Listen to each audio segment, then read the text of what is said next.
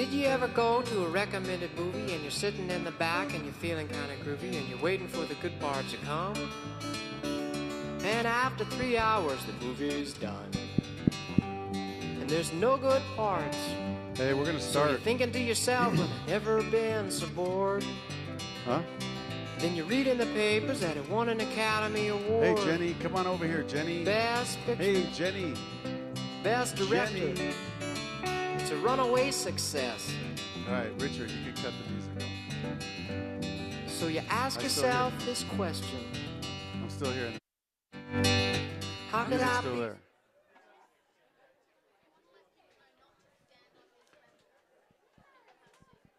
there. We'd ask all of you guys. Can you guys hear me back there? Hey, how you doing? How are you? We got JR out. JR is out.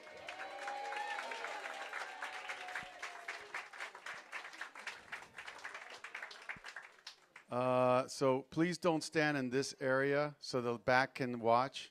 So come on over here and have a seat. Hey, there's Jeff, everybody. Jeff, the owner of the Mystic Journey Bookstore. What's up? Oh. Hello, everybody. How are you doing? Good. My name is Jenny. I am the event coordinator for Mystic Journey Bookstore.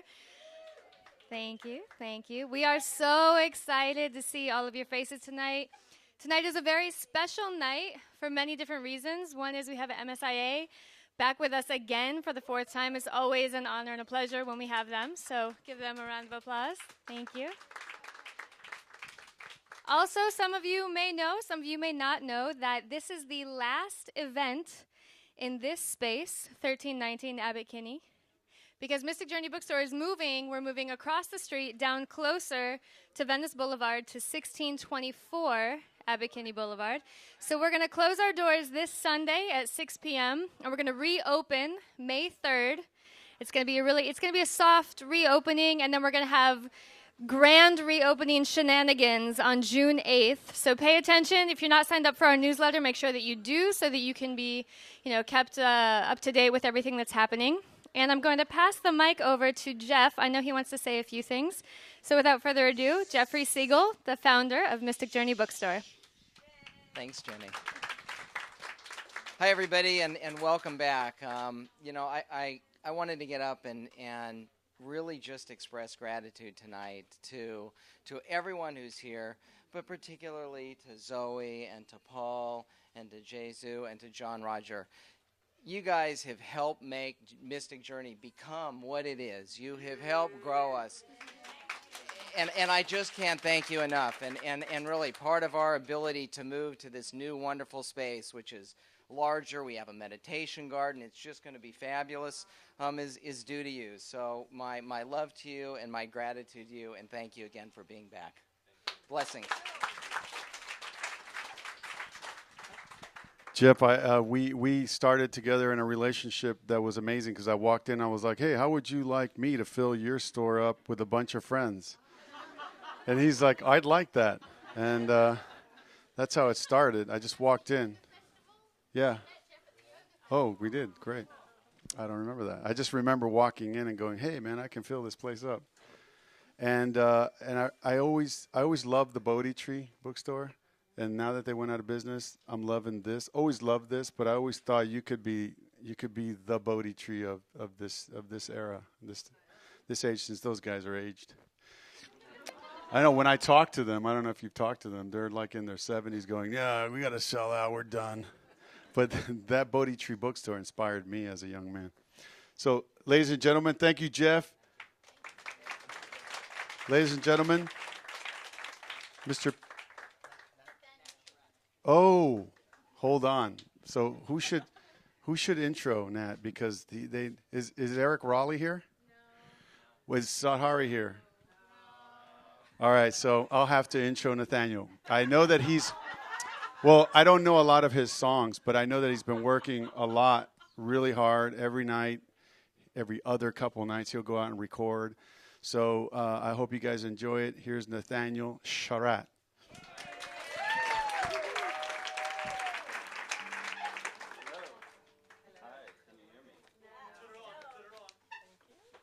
Now you can hear me.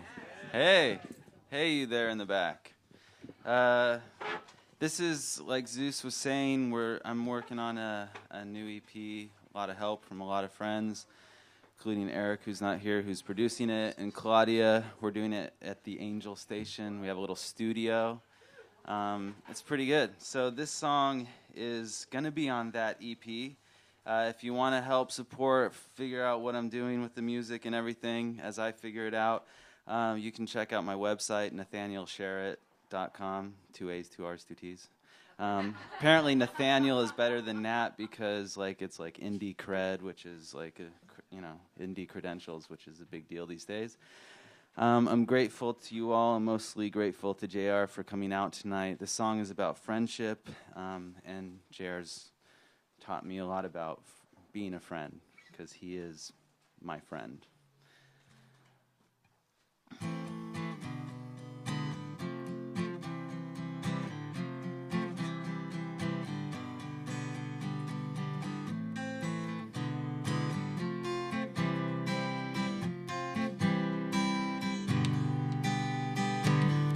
Promises, thinking about all the good times together. I found a friend, the kind that you know will be with you forever. We had the time of our lifetimes, dreaming up worlds in our hands. But time has a way of just slipping away like the sand through your fingers to the ground. Songs we sang, sometimes for fun, some to get through all the pain. Still we roll, I'm happy to see you now more than ever I am. We follow the fire in our eyes, we give it away in our lives. I'm glad that you showed me the light, I saw it inside. Consequence, they never will know what we've been through together. Still we roll, I'm happy to see you now more than ever I am. You can't help the cards that are dealt, but you can play a friend. We laugh, we sing, and we cry.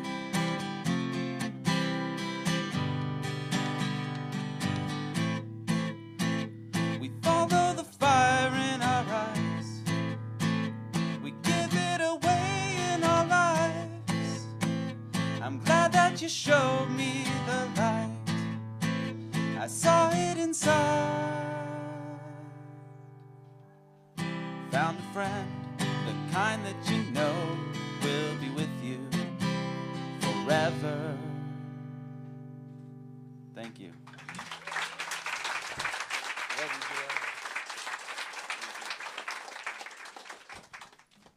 Let's call in the light.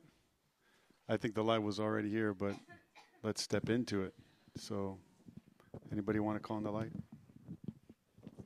Alicia?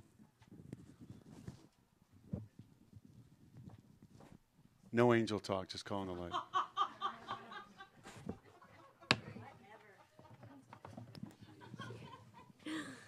Lord, help this person. And let's just close our eyelids and open our hearts. And just open our hearts wide and send a blessed, beloved light to John Roger. As we open our hearts to the consciousness most high, asking that which we no longer need, any negativity and karma, any misidentification of ourselves as less than love, be taken and transmuted perfectly. As the light of the Christ and the Holy Spirit protects, fills, and surrounds each of us here for the highest good, this planet, Lord, we affirm the guidance, protection of the mystical traveler, preceptor, consciousness, and the Christ. In the stillness, as one, we breathe in your love. And know we are the beloved. And so be it. Anna.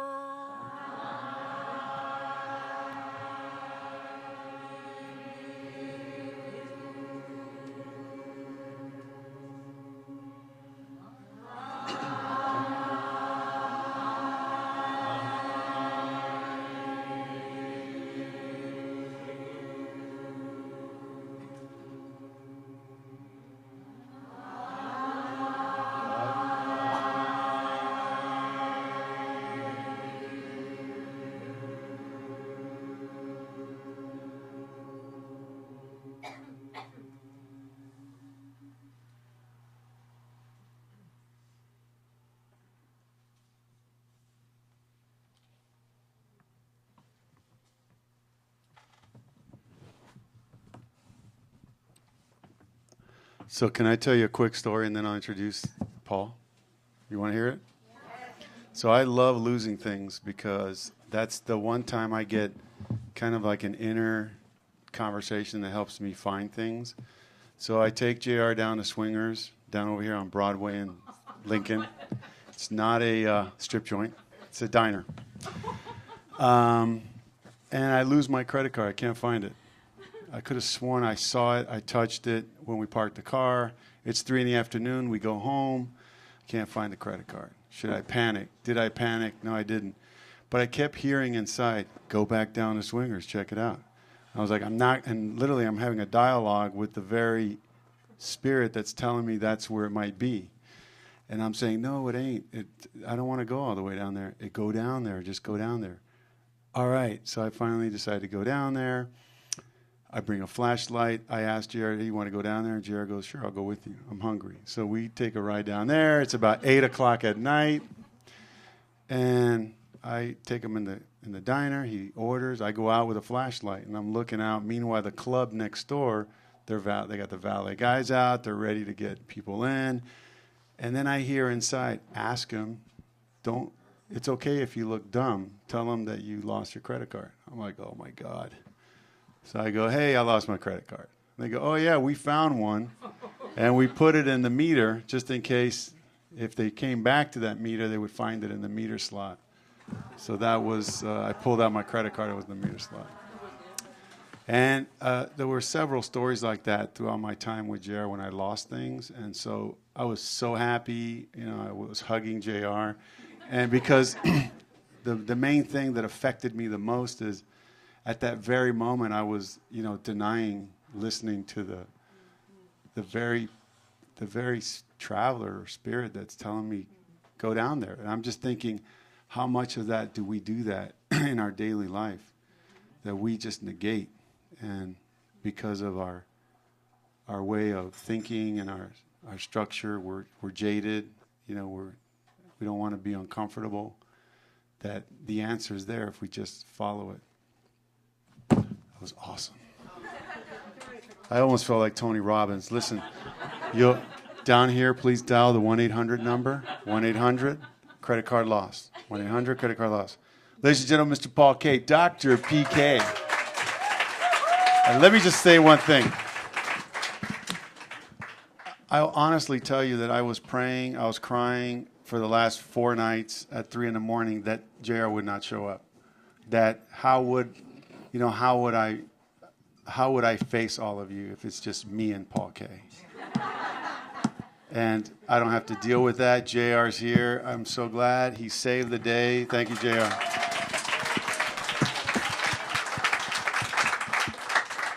Actually, Zeus and I did actually face the wrath of the New Yorkers last year when we showed up without JR. We stood, they threw tomatoes, cabbages, everything, but we stood strong. Exactly. And talking about being lost, actually losing things, when I first met Joe and Roger in London, 1972, I think it was, that was over 40 years ago. The first thing, he recorded later on, the first thing he said when he looked at me was, he's lost. So talking about losing things, I was lost myself. And so now I'm found, and it was grace that got me here. So it's great to be in JR's presence. You know, it's a very, very special year for all of us who are involved in the movement of spiritual inner awareness, because we're celebrating JR's 50th year as the mystical traveler.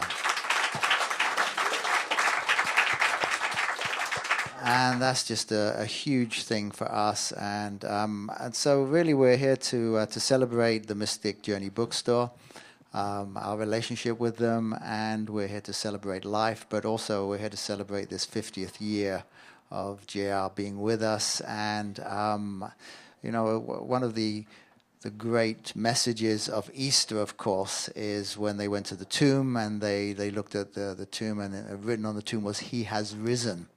And that was, you know, just, that's really the significance of that in many ways. And I have a similar thing inside of me with John Roger. It's just like JR is still with us. JR's on the planet. And whatever's going on in my life, you know, sometimes I've had a bit of a Meshuggah week, and just kind of funny things going on. And I can just say to myself, JR's still on the planet. And that's really brings things into perspective for me, because it is a moment of joy. And for most of us here, I know there's some new people. I was introducing to people who are here for the first time, and I just want to welcome you into our little conversation that we're having here today. We chanted the Anai Hugh, and that was just a way of just gathering our energies together here. And in a spiritual way, in the movement of spiritual and awareness, we deal with light, love, and sound. And I guess what you heard Alicia was calling in the light, the presence of the light, or calling us forward into the light, which is always with us. We always ask for the light for the highest good. And then, of course, we had the sound, which was one of the sounds that we sing or chant, the Anai Hugh. And then, of course, love is what perhaps we're all feeling now. And I would definitely invite you to experience the love, because that, when I first met JR, I wasn't actually looking for an American spiritual teacher. I was looking for an Indian one, because the Indian ones were all the rage. So I didn't expect to find one from America. So it took me a little while to make the adjustments. But even in my naive and raw and insensitive state, there was one thing I could recognize from JR, and there were two qualities, actually. The first one was humor. It was really funny, very, very funny, and also just willing to laugh at a moment's notice. I mean, that's the thing. The great role model for me is that we would be talking about serious things, and then if something was funny, he would immediately crack up. So humor was a huge, huge thing for me. But the second thing was this emanation of unconditional loving. I'd had loving parents, so it wasn't that I wasn't raised in a loving environment. I was very blessed to raise in a loving environment. But the quality of JR's loving was something else, and it took me a long time to kind of really figure out what is that? Why do I want to be around him? What's the attraction? I mean, what is going on here? And it's this unconditional loving that he emanates. And with JR physically present, I mean, it's really an opportunity to partake in that. And so just enjoy yourselves. Space out. You don't have to listen to a word I'm saying. There's nothing really that I can say of any importance whatsoever.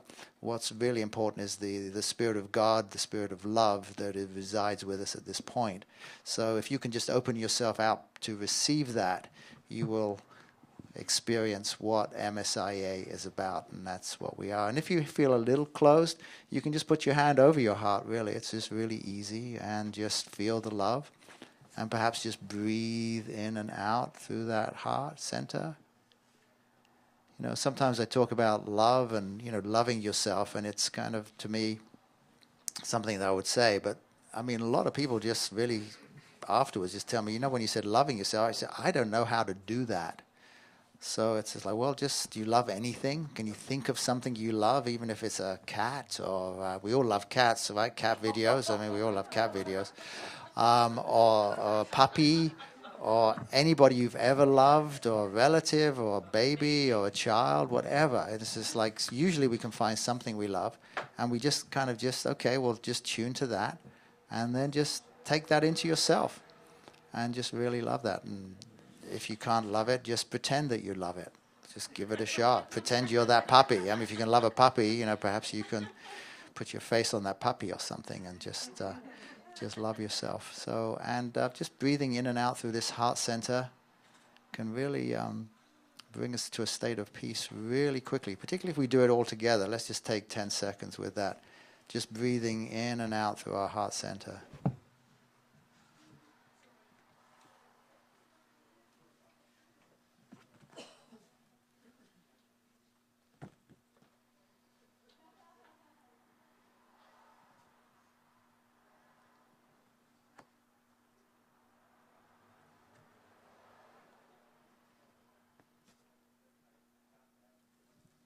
And as we fill with love, it's also an opportunity now just to take that love that you have inside and just ask that it be sent to someone you love. It could be someone who's passed on from this world. It could be to John Roger. It could be to the person next to you. Just take a moment just to let that love go to that person or people.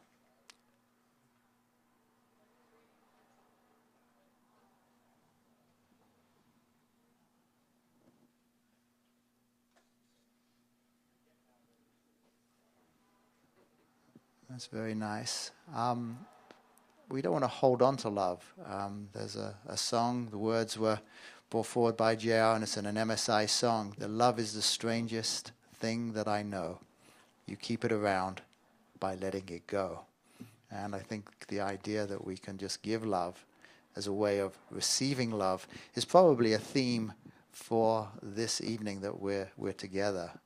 We're celebrating John Rogers' books and his works. He's been putting out seminars for many years. Many of you know, like 6,000 seminars. I've heard 10,000 seminars. I mean, goodness, it's in the thousands. He's written over 50 books, maybe 50, 60, 100 books have been translated into several languages.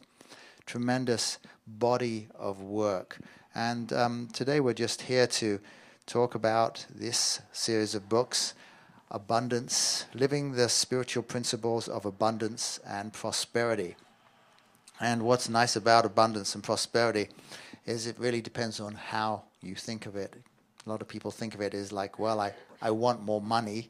And, certainly there's nothing against you wanting more money.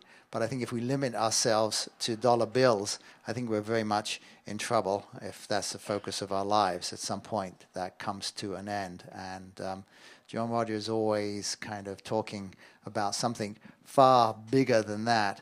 And I thought we'd also talk a little bit about health as well, because that's an important part of JR's teachings as well.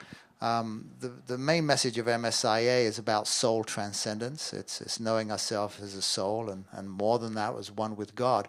But also there's a very practical aspect called practical spirituality, where we use this fantastic body of teachings just to see how we can function more elegantly, more easily in this world. And John Rogers' teachings always have a interesting twist to them, but they always come back to loving, because that's the field of energy we want to be in. And certainly John Rogers' field of energy is the unconditional loving field. So if you've attended a workshop with me and JR isn't physically present, I always just ask for the energy and presence of John Roger to infuse everything we're doing for the highest good. And that just opens my heart, and I just know then that I'm on the right channel.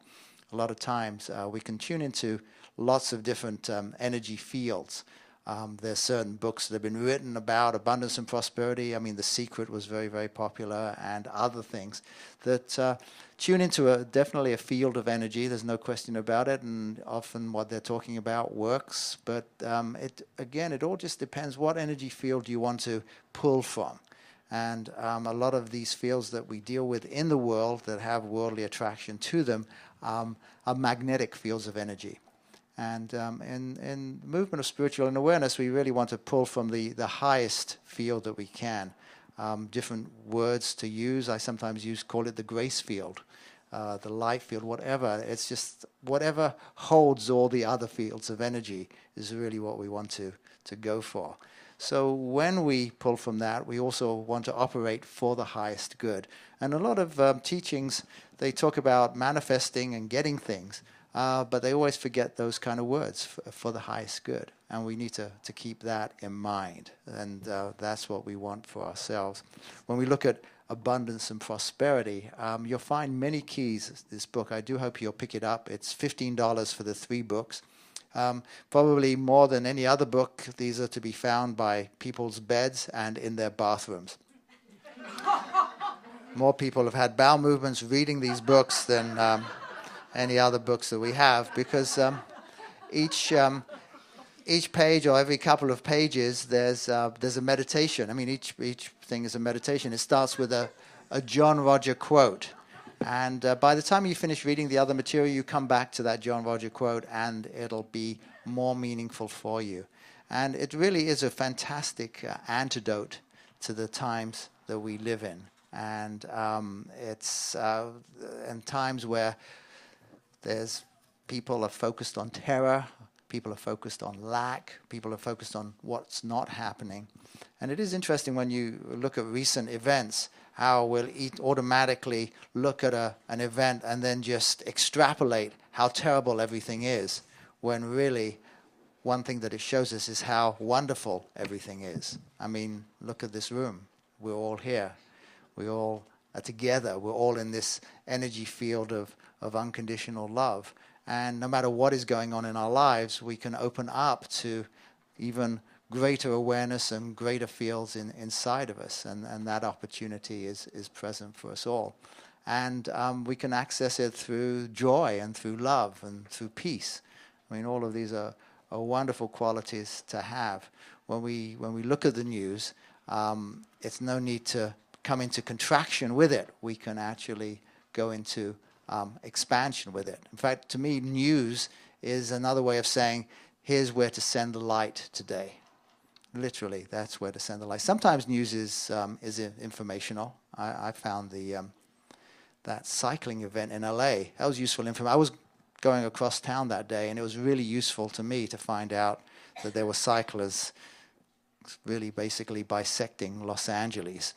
There's a cycling event called, Cyclavia, right? Cyclavia, so, which was just like a really strange name for a cycling event. There was about 150,000 people. So anyway, it was useful to know because I could use that information. And but of course, it was a bit confusing at first. I mean, it sounded to me like when I heard Cyclavia, I saw it, I was just like, well, this sounds like a bowel opening probiotic drink. At first I thought, really bowels taking obviously on my mind these days. And then I thought, when I really thought about it, I thought, well, actually, cyclavia sounds like an erotic part of a female body, But anyway, it was a cycling event, it turned out, and it was helpful to find that. So there's news that we can use, and there's news that we can send the light to, and I think those are the two things. But always coming back to, okay, where's our positive focus today?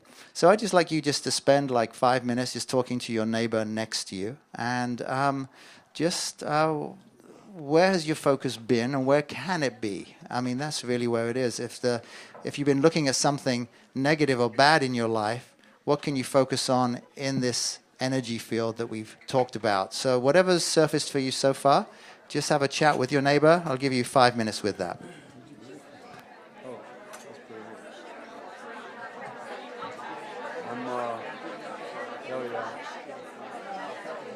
I'm just so grateful that just getting enough to me.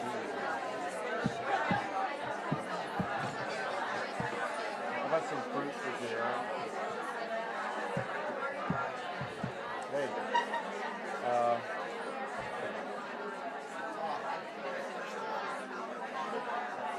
do you want some of this here, strawberries or something? Let's get a picture of all three of you guys. Hey, Jared. Cheers. Great, thanks.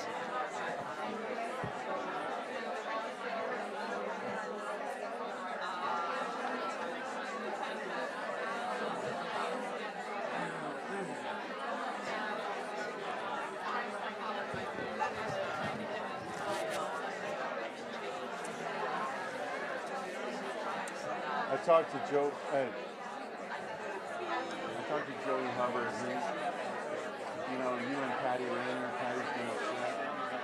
But Joey wanted to take on it, and I said, hey, Joey loves your idea, but he's just trying to get how can he best work with his mom. And I said, maybe all you guys need to meet. And he answered there's a meeting, but Patty's got a tendency to get comfortable and rigid. And because he agrees this is a good plan.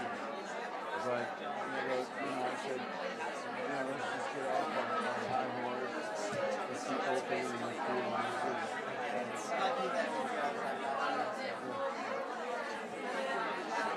Because Jerry's on your side just trying to figure out how to work with you bought an iPhone?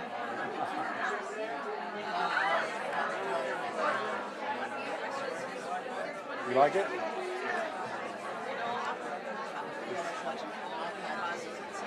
You gotta move on and get left behind, dude.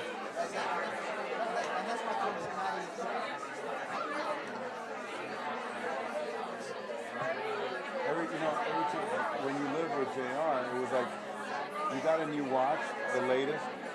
By the way, these technologically speaking, you got a new Motorola because the old Motorola was bad, so you got a new one and you upgraded it. And then he constantly moved through computers. John stayed IBM. He kept going.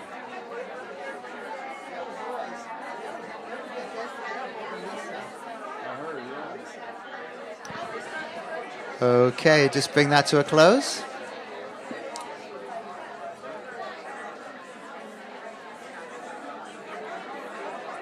You can bring that to a close back there, so that'll be good.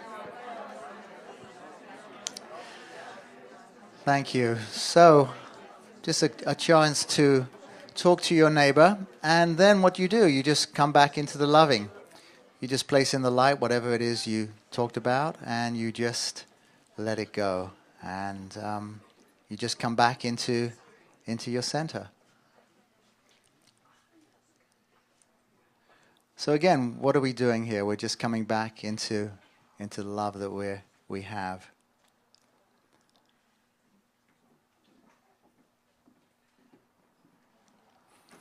Good. So, coming back to these themes, it was the idea there was just like, we just have this narrow focus when there's so many good things that are going on in our life. There's so many wonderful things that we can connect with. So, I'm very happy that you're here and you can just share with each other in this energy field and start to think about, well, what is it? If I'm going to be thinking about something, if there's something that I want to create in my life, what can I do? What can I focus on? There just definitely seems to be this rule in life that where our attention goes, that area expands. And you can just think of anything now, and that's what part of this exercise was for you, was like, yes, there's plenty of things that are going wrong. Excuse me, Agape, could you please settle down? No, I think that's Ariana. Is that Ariana? It's Agape. Oh. Agape's a public presenter, and that's the respect that she shows to presenters. Oh, it's true, isn't it? Really, I mean, it's one of those things, it's just like, but, why focus on that when there's so much more to focus on? Nevertheless, I think we can bring our focus down and just handle what needs to be handled and then bring it back into the expansive area. So that's the thing, where we put our attention expands, and you saw a good example of that. All of us suddenly was Agape, and then boom, we can have a bigger focus now on really where we want to go in our life and where we want to have that area expand. And so when we focus on loving, guess what? Loving expands. And when we focus on peace and health expand. And of course we can always say, well, it's not so peaceful. Boom, there's our attention again going into that area, which is just a microcosm of what really is going on. And we really want to have a more expansive thing and way of looking at things. I brought this little object here today. It's something that I put together, although I didn't design it. It just took me so long to put together. I was proud of myself because I'm not really good at things. It's what's called a tensegrity model. And I'm just bringing it here today because there's always a different way of looking at things. People talk about our bodies, for example, as just having a skeleton, and we've got bones stacked upon one another, and that coming off of those bones is our muscles and our nerves and our skin and all of that, and we walk around these skeletons moved by muscles. But the tensegrity model shows us something different. If you look here, these wooden dowels, let's say there are bones, these bones actually, these dowels, are actually not touching each other. And yet it's a very, very, very solid structure in many ways. It's just held together by these elastic bands, and these are floating. Yet if I can hold the mic here, if I push it together, one thing that's interesting about this structure is if I pull it out, everything expands together. So if I pull it out, it's not like it goes in, it is everything expands. Everything is connected. And we need to see ourselves as being connected. So look at your body this way. Your body isn't a skeleton walking around. It's a fascial sheath in which your bones are floating. So think about that next time when you leave here, when you move, that you're much more fluid than you think you are. The body is about, 80 to 90% water. So fluid is actually an accurate description of the body. And you're floating in this fascial network or matrix that even your cells are part of. And that this is floating. So that when you begin to move, you may find yourself just moving. I mean, if I think about it, I'm standing differently. And this is accurate, by the way. Our bones actually don't touch each other. They're really separated and floating. It's quite fascinating. What's even more fascinating to me is what we're made of. We're made of cells. Our bodies are made of cells. And John Rogers says in the health book, Living the Spiritual Principles of Health and Well-Being, which I recommend you get, is that the cell is a divine form. The cell is a divine form.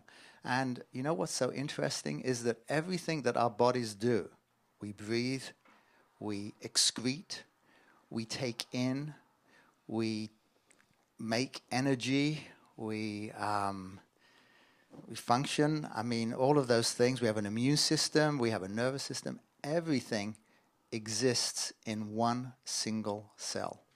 All of those functions. If you take one single cell and you put it in a petri dish or an environment, and that cell can just keep on going and functioning and reproducing and doing all of those one things that it can do. Just one cell. We have about 50 trillion cells in our bodies, but we all started from one cell. One cell, and that cell divided, and it brought into existence this body of ours. And if we all take a look at that, what does that mean? It means that we're basically all one thing. That we're all one thing. And it's really good to keep that in mind, because in a sense that as you access this greater field of loving inside of you, you're really accessing love for all of humanity. It doesn't mean to say that it's going to change anything, because one thing that I've discovered about unconditional love is that it's unconditional. And to have an expectation on something takes away, isn't that a condition? I mean, as soon as I expect something or some result, that becomes a condition, and then the unconditional love. In fact, freedom has always been very, very important to me, and I've always wanted to be free, and that's been my big focus. And the early talks with JR he was just telling me about how freedom was a big part of my life, a big part of my life path, as he would describe it in those days. And it's only recently that I've realized I understand freedom now. It's being unconditional. As soon as I'm unconditional, I'm free. There's no expectations, no attachments to results. It's just being free. And so we can go into that unconditional energy field. And as soon as that happens, then we're moving into another form of life. Because, Yes, I mean, isn't it nice? We go, well, what would get us out of our problems and our troubles and all the things we're dealing with? It was like, if only I could win the lottery. And so we buy a lottery ticket and we hoped to win the lottery. But as soon as you enter into the unconditional field, you realize that even winning the lottery is really a limited point of view. I mean, why have God minister to you or give you the energy through a lottery when there's so many other forms that it can take? You know, one exercise that you can do when you leave here is just to decide, and again, this is all in this unconditional loving field. So what does that mean? No expectations, but just openness. And also, what was the words I said? For the highest good. And just ask that in the next 48 hours, which is good because this gives us really the weekend, by the end of the weekend, for the highest good, to receive an unexpected, pleasant surprise or blessing. Okay? Is that okay? So that's just for the highest good, that everyone in this room, by the end of the weekend, to receive an unexpected or pleasant surprise for the highest good. Now, what is nice about this? Well, first of all, it's for the highest good. We're not expecting anything because we don't know what it is, right? I mean, but then what can we do this weekend? We can be just looking around the corners. Is that unexpected surprise here, or is it? Where is it? How is it going to come? What is going on? And that brings me to something that I've talked about a lot in previous talks when I was talking about the Way Out book last year, which was another one of JR's books. And that is this, from that book, JR says, anticipate joy in every moment. Anticipate joy. And I just love that. That's another one of my mantras for when I'm out of balance. It's just like anticipate joy in every moment. So in a way, it's just like anticipate that surprise, that pleasant surprise. Anticipate that blessing. It's like, where is it? And then it becomes a different thing. I think if JR said, be joy in every moment, it's just like, I don't know how to do that. That's really too much for me. But to anticipate joy in every moment, for some reason, that really hit the bell for me. And I was able to do that. So as you kind of open yourself up, then it's a question of like, where am I limited? What could I let go of that would free up a little bit of energy? What are my expectations? How are they limiting me? That I've kind of just narrowed in, and I said, if only this, and I've limited the way that God can manifest in my life. So again, just to break this up so you're not listening to me. I mean, I know I'm sending you to sleep, but that's okay. If I am, you need the rest. So I never feel bad about that. But how about if you just talk to your partner about whatever came up for you? 5 minutes on that.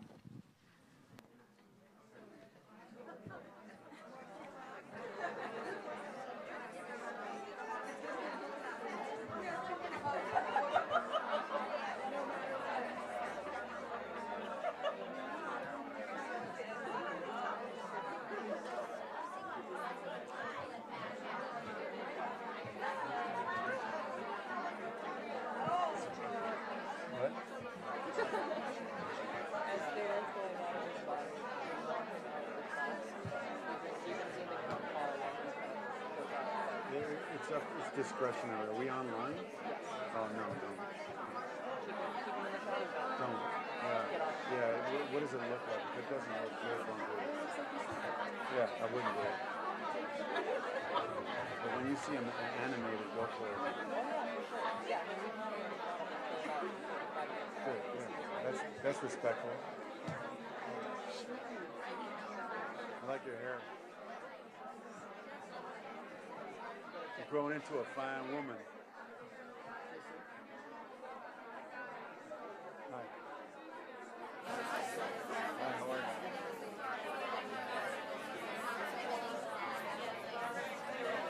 Hi, nice to meet you.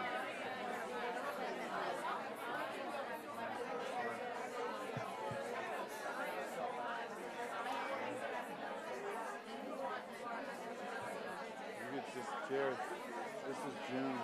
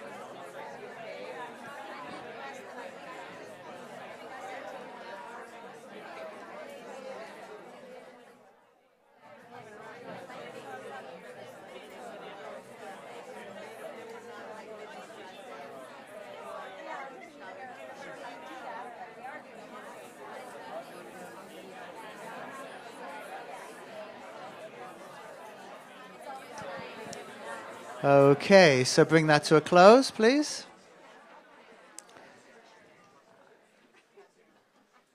Bring that to a close. Good, good. We tend to we tend to look at things in material terms, and it's quite natural, really. And we look at life as being somewhat mechanistic. This is a result of, I think, Western science over the years. Religion and all of those things, as you know, just got a little bit out of control a little bit. So as with life, you know, the pendulum swings, and then science came into being about 15th, 16th century, started looking at things a little bit more detailed. And then this gentleman called Isaac Newton came along. Remember, the apple fell down and gravity was discovered, and started looking at things that could be predicted. And at that point, we began to look and live in a world where everything was predictable and everything could be diagnosed, and in many ways that man could dominate nature. And so that's been the path that we've been on for quite a few centuries, actually, going towards that everything was predictable and looking at the body looking at everything in a mechanistic way. Part of the reason for this tensegrity model is this is what's coming out of science very, very recently in terms of the last decade, looking at our bodies as functioning in a very different way than we're used to looking at the body being a series of levers. And, you know, this is a fulcrum, my elbow, and this is a weight, and this is, you know, just like a machine. And it turns out that the body isn't like that at all and doesn't function in that way. It functions in very, very different ways. It's a very interconnected organism. And so suddenly we see that we can look at things in a different way in that respect. And certainly as this materialistic view began to take hold, we also see, like in Darwinism, for example, you know, Charles Darwin and the species, that the survival of the fittest.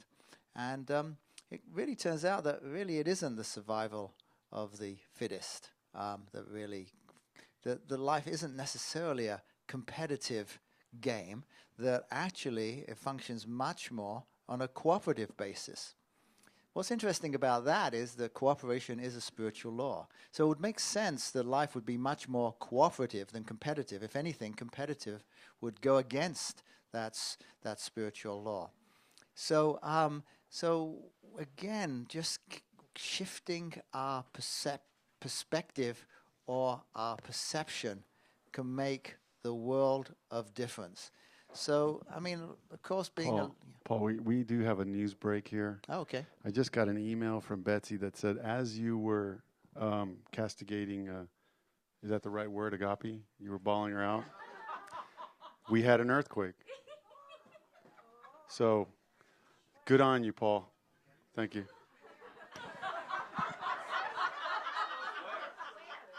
I don't know. We'll find out. Back to you in a minute. Back to you, Paul. Okay. So the bottom line is, don't talk while I'm talking, okay?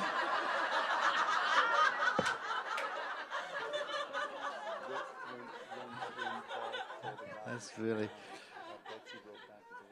So we're looking at this kind of competitive world, and we think, well, competitive is the answer. And the idea that, you know, genes, we all pass on our genes and all of these things, and that our life is kind of dominating or predicted by our genes, that genes are our destiny and there's not much we can do about it. So what's wrong? If there's something wrong with us, all we have to do is change the genes. And this has been the kind of thinking, again, a kind of a mechanistic thinking. Something wrong with your car, you change out the part. Something wrong with your genes, just change out the genes. And this is the kind of thinking that's gone on for a long time. This news is breaking everywhere here. I do apologize. I'm only mentioning this because the power of Paul K is insane right now. PP, power of Paul K. San Francisco Bay Area right now. Oh, sorry, Los Angeles? All right, yeah. Agape, don't mess around. Just don't mess around. Well, Keep it down. it Keep was it next down. to the Santa Monica Airport, was the epicenter. Within Okay. 50 minutes from here. What do you want, Agapi? You want some?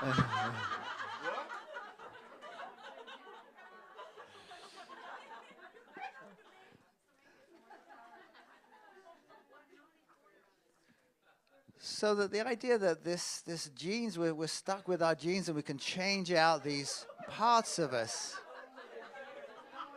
is really part of this mechanistic, materialistic view that we've had about things. Well, what's fascinating about that? Well, it turns out a lot is fascinating about that. Because it turns out, and very relevant for us here in many ways, it turns out that there's a new science called epigenetics, which tells us that we can rise above our genetics. And that really without going into a lot of technical detail to have you in hysterics even more, it turns out that really a lot of what is determining our health, our well-being, our life is our perceptions. And our perceptions really are what drives a lot of our health and a lot of our energy. And by changing our perceptions, actually, we can actually influence a lot our genetic makeup. Now, what's interesting about all of what I'm saying, I seem to be the only one that's interested, perhaps. But that's part of living a joyful life, you know. I can always entertain myself. You probably see me on the beach just giving a talk to nobody. What's fascinating about all of this is JR spoke about it really early on. I mean, before science came along with all of its revelations and everything, I mean, JR was talking about the secret way before the secret.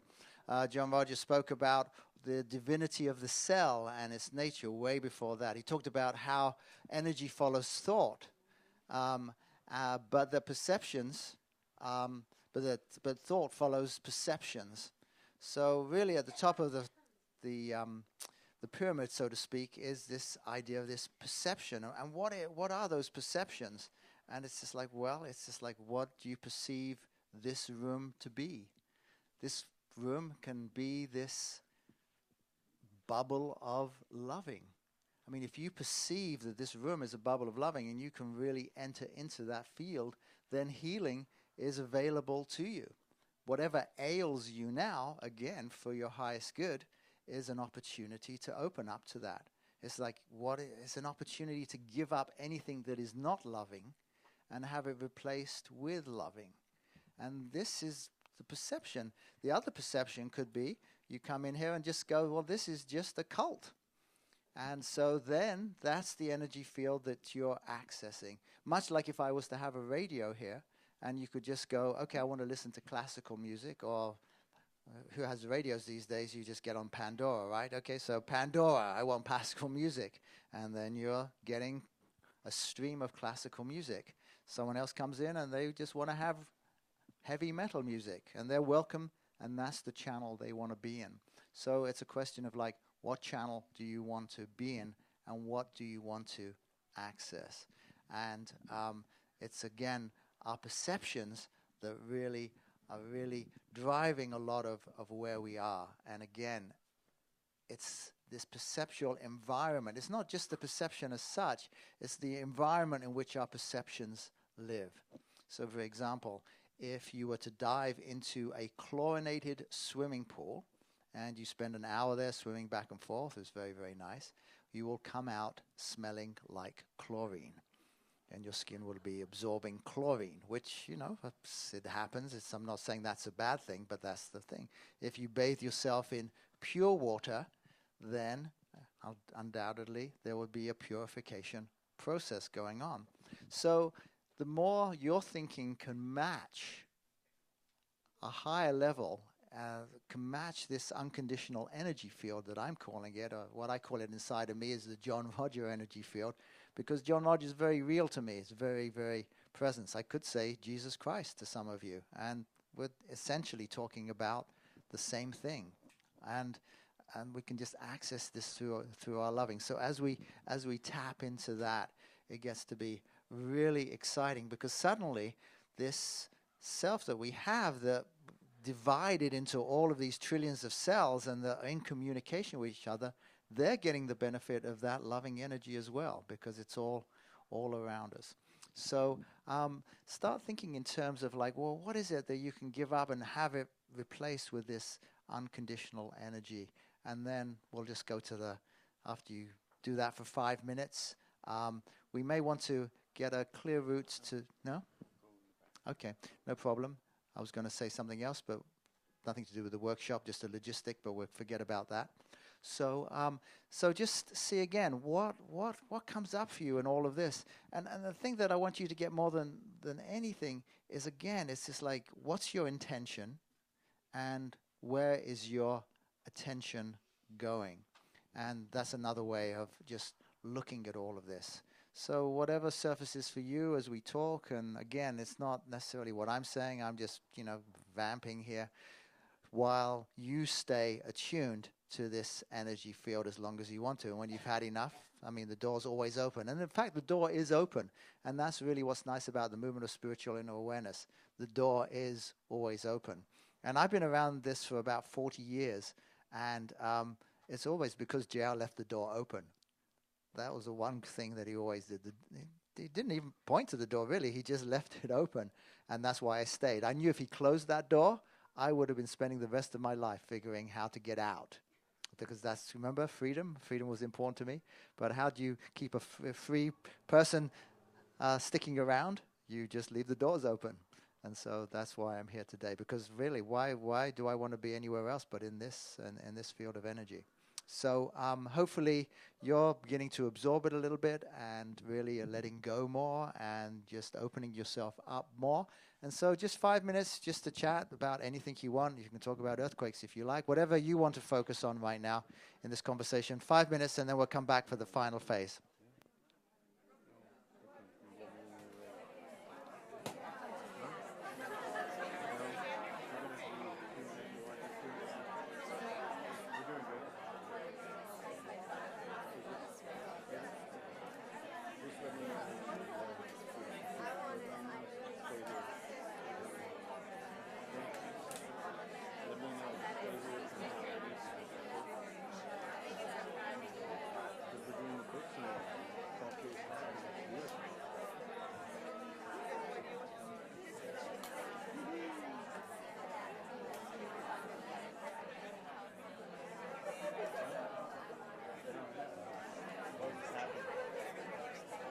Betsy just wrote, dude. Fucking hilarious.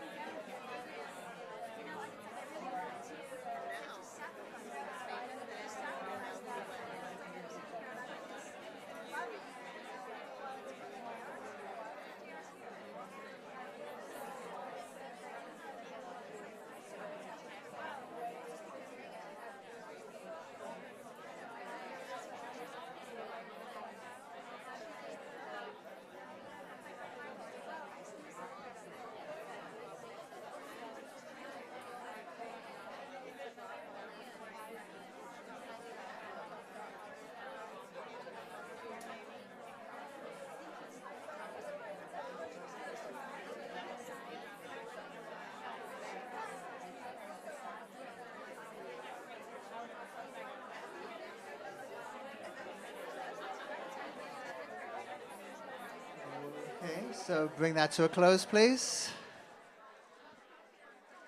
So bring that to a close. Okay, good. So let's have your attention maybe at the back. I'm not quite reaching you.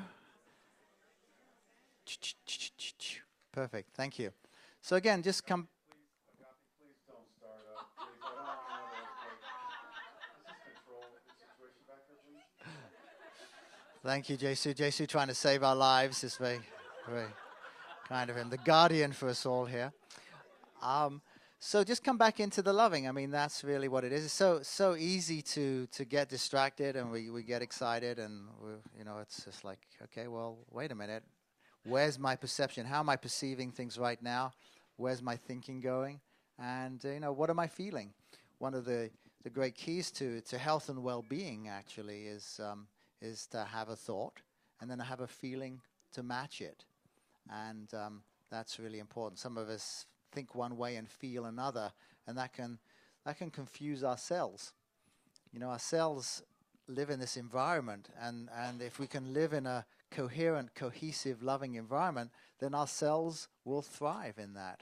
So if we have a thought and then we have a feeling to match it, like, I think I really feel like going to the bookstore tonight to see GR. Oh, well, I have the time, so we have a thought and a feeling, we feel good about that.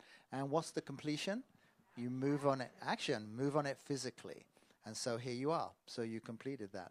So if you can just, and of course, here's the great blessing, because you didn't know whether JR was going to show up or not. None of us did. And yet you exercised faith. You had the perception. You, in a way, you could just say you manifested this evening for yourself. And what else can you manifest this evening that you really have the faith that you can do it? And one of the great keys to living in this world and to abundance and prosperity is gratitude. And funnily enough, gratitude and grace have the same root word in Latin, gratus. So gratitude and grace. So if we want to live in grace, we can live in gratitude. But gratitude is really profound, because what gratitude says is thank you. When we're being grateful, we say thank you for that.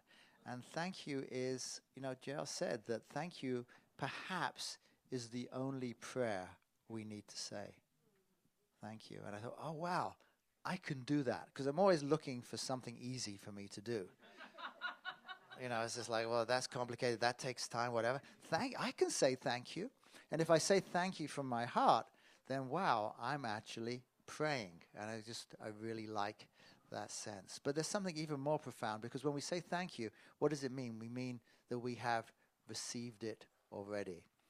And one of the great keys to abundance, if I say that really what I hope for is that what I would love is to have greater health, that sounds very laudable. Or to have greater abundance, that sounds very laudable. But what does it say? It just affirms that I don't have it right now. So all I'm saying for hoping or wishing for something is that I'm just affirming I don't have it. But what if we can just be thankful? Then if we say thank you, then we've sent a message to the universe, to this field, again, for the highest good, so that we access the highest field that we can, this field of grace. And saying thank you, then at that point, it's done. Now, what is the reason for that? I mean, how can that be so? Well, John Roger tells us that creation is complete at this level. So it has already been done. So when we can give thanks for something as acting as if we have already received it, then life takes on a different turn. Let's go back to your homework for this weekend. That unexpected pleasant surprise or blessing that you are bringing forward. You're going to be looking for that and finding that. But if you can just say thank you for it right now, then it's already occurred. And then it's already manifest for you. So that's just something that becomes very practical, and just watch. Just watch how that happens this weekend, and just see what shows up for you. But this is just really just to show the novices around who are just playing with these ideas for the first time, that this, what I'm talking about, is real. It's not something that's theoretical. It's not something to hope for. And I think all of us who have been around John Roger for as long or longer than I have, and people like Jesu who live with JR on a day-to-day basis, just live in a miraculous state for this whole time, seeing miracles every which way they turn. And so these become a very real thing that we're talking about. But just to finish off on this line of thinking really is because really this idea of manifestation, this idea of, okay, I want a car, I want a house, I want a boyfriend or girlfriend, I want this and I want that.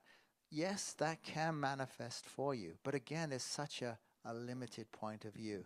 And JR takes us, as always, higher and higher, and you'll find it in this book series, which I want to plug again, because I really want you to walk out with these 3 books, if not for yourself, but just for a friend that you can give it to, because it's JR, but there's so many wise masters speak through these books. I mean, there's quotes, and there's something for everybody in these books. It's just where JR takes us in these books is the ultimate manifestation, or one of the ultimate manifestations, which is manifesting ourselves.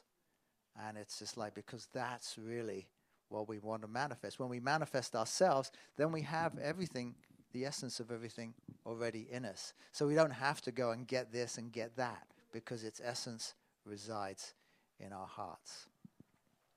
So we have some time for some sharing, from Q&A. Some sharing. And I have somebody I want to do real quick. Is Drew here? Drew, come on up. Do you remember him, JR? Remember Drew?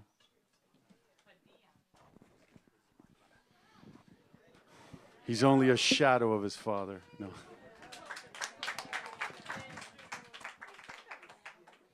Hello, hello. How are you? It's good to see you, JR. Zeus, Paul. How are you guys doing? Yeah? Let's see. What to share, what to ask.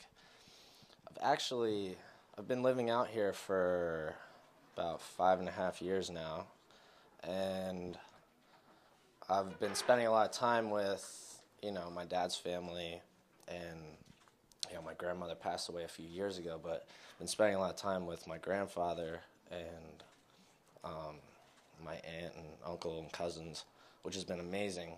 I've also had my mom and, my stepdad Jim and my sister in Florida, and they've been, pulling at me to try and get me to, move to Florida. I've thought about it, but I haven't really been sure what I should do, because I love being out here, and but I also miss them a lot too. So I'm not sure if maybe it'd be a good idea for me to move there for a little bit, see how things go, and then probably end up coming back out here. But I'm thinking maybe that would be a good move, just to spend a lot of time with them, and I know they miss me. And my grandmother over there on my mom's side is getting old. She's 91 now. So I want to spend a lot of time with her. And I'm just trying to figure out if it's for the highest good for me to move there, or if I should stick around here, kind of see how things play out.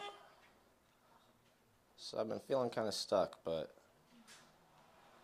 I have hope that things will work out for the highest good.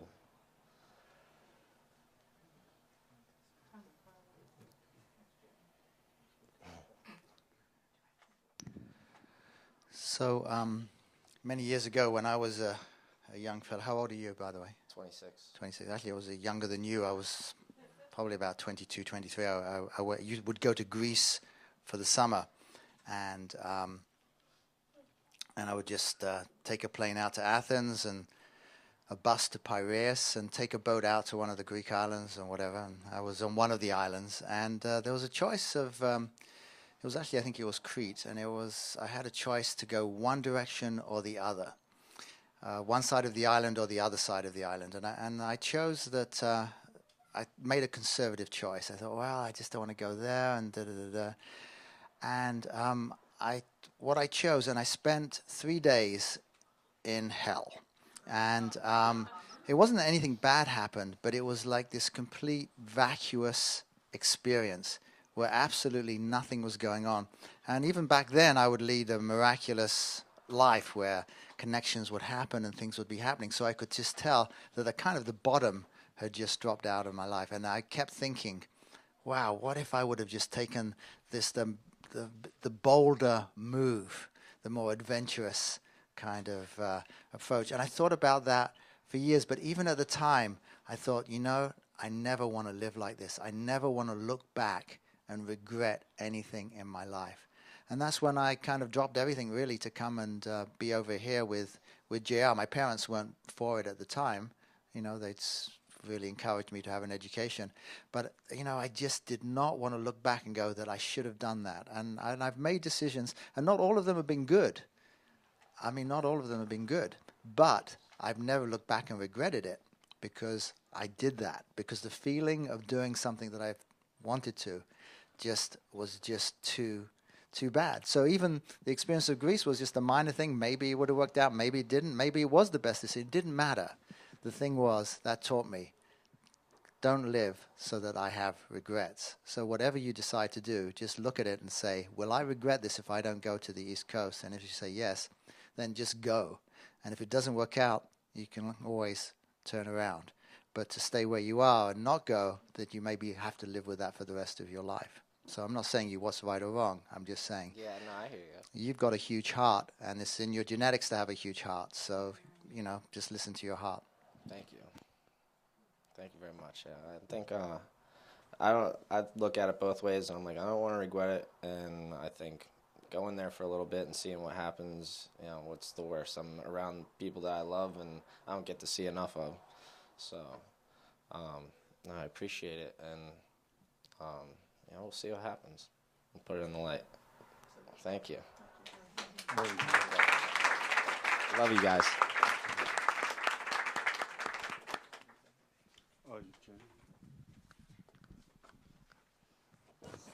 I just I'll comment little comedy things in between this, but I know I'm 49, I'm going to be 50 this year.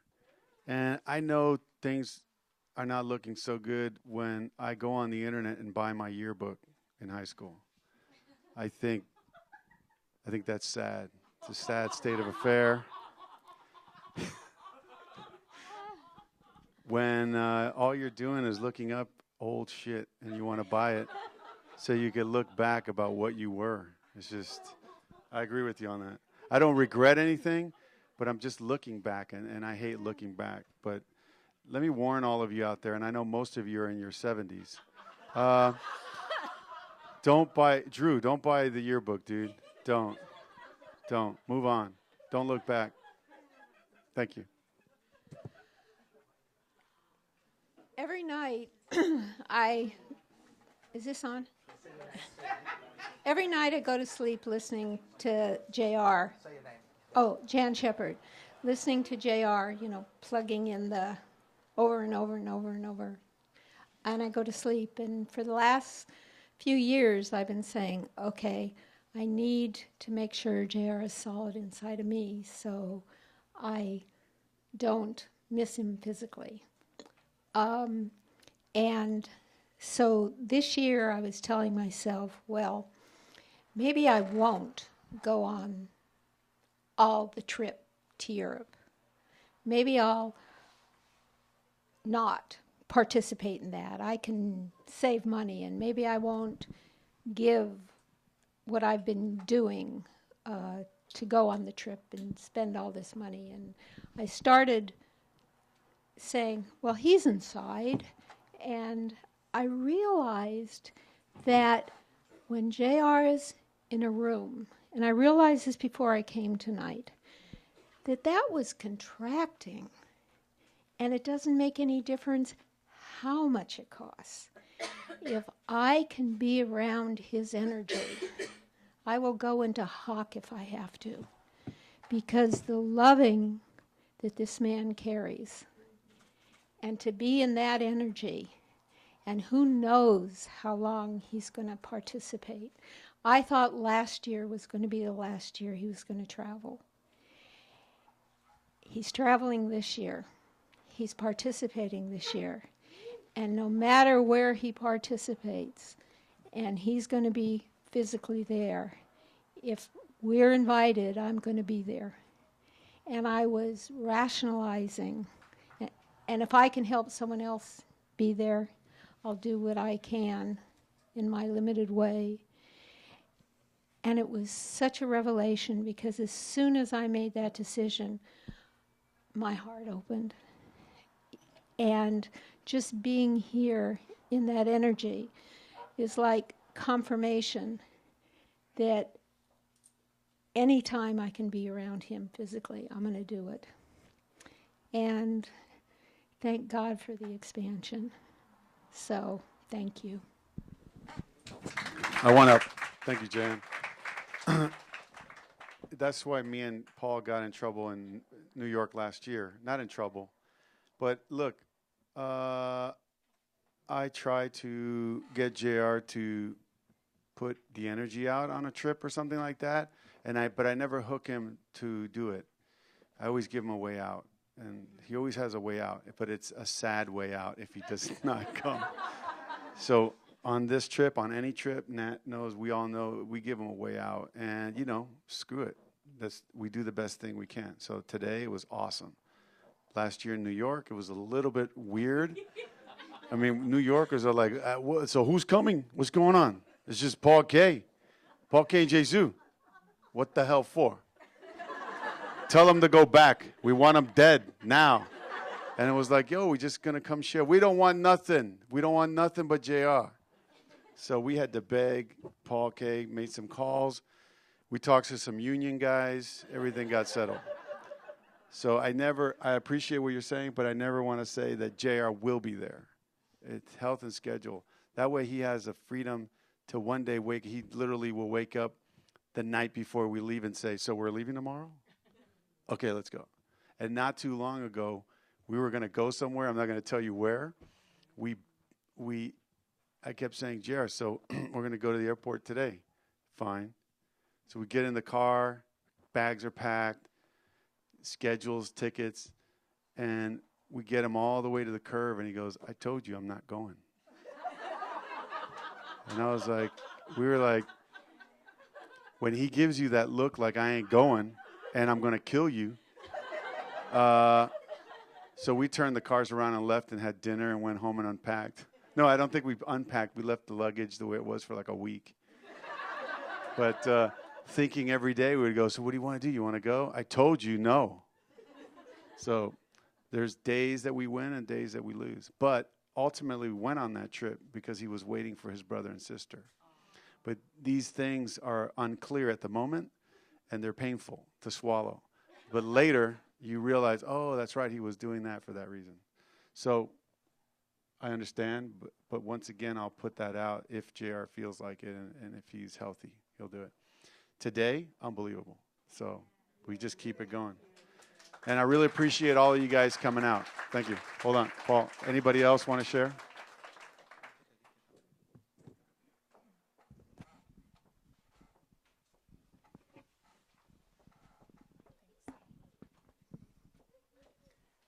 Hi, my name's Wendy.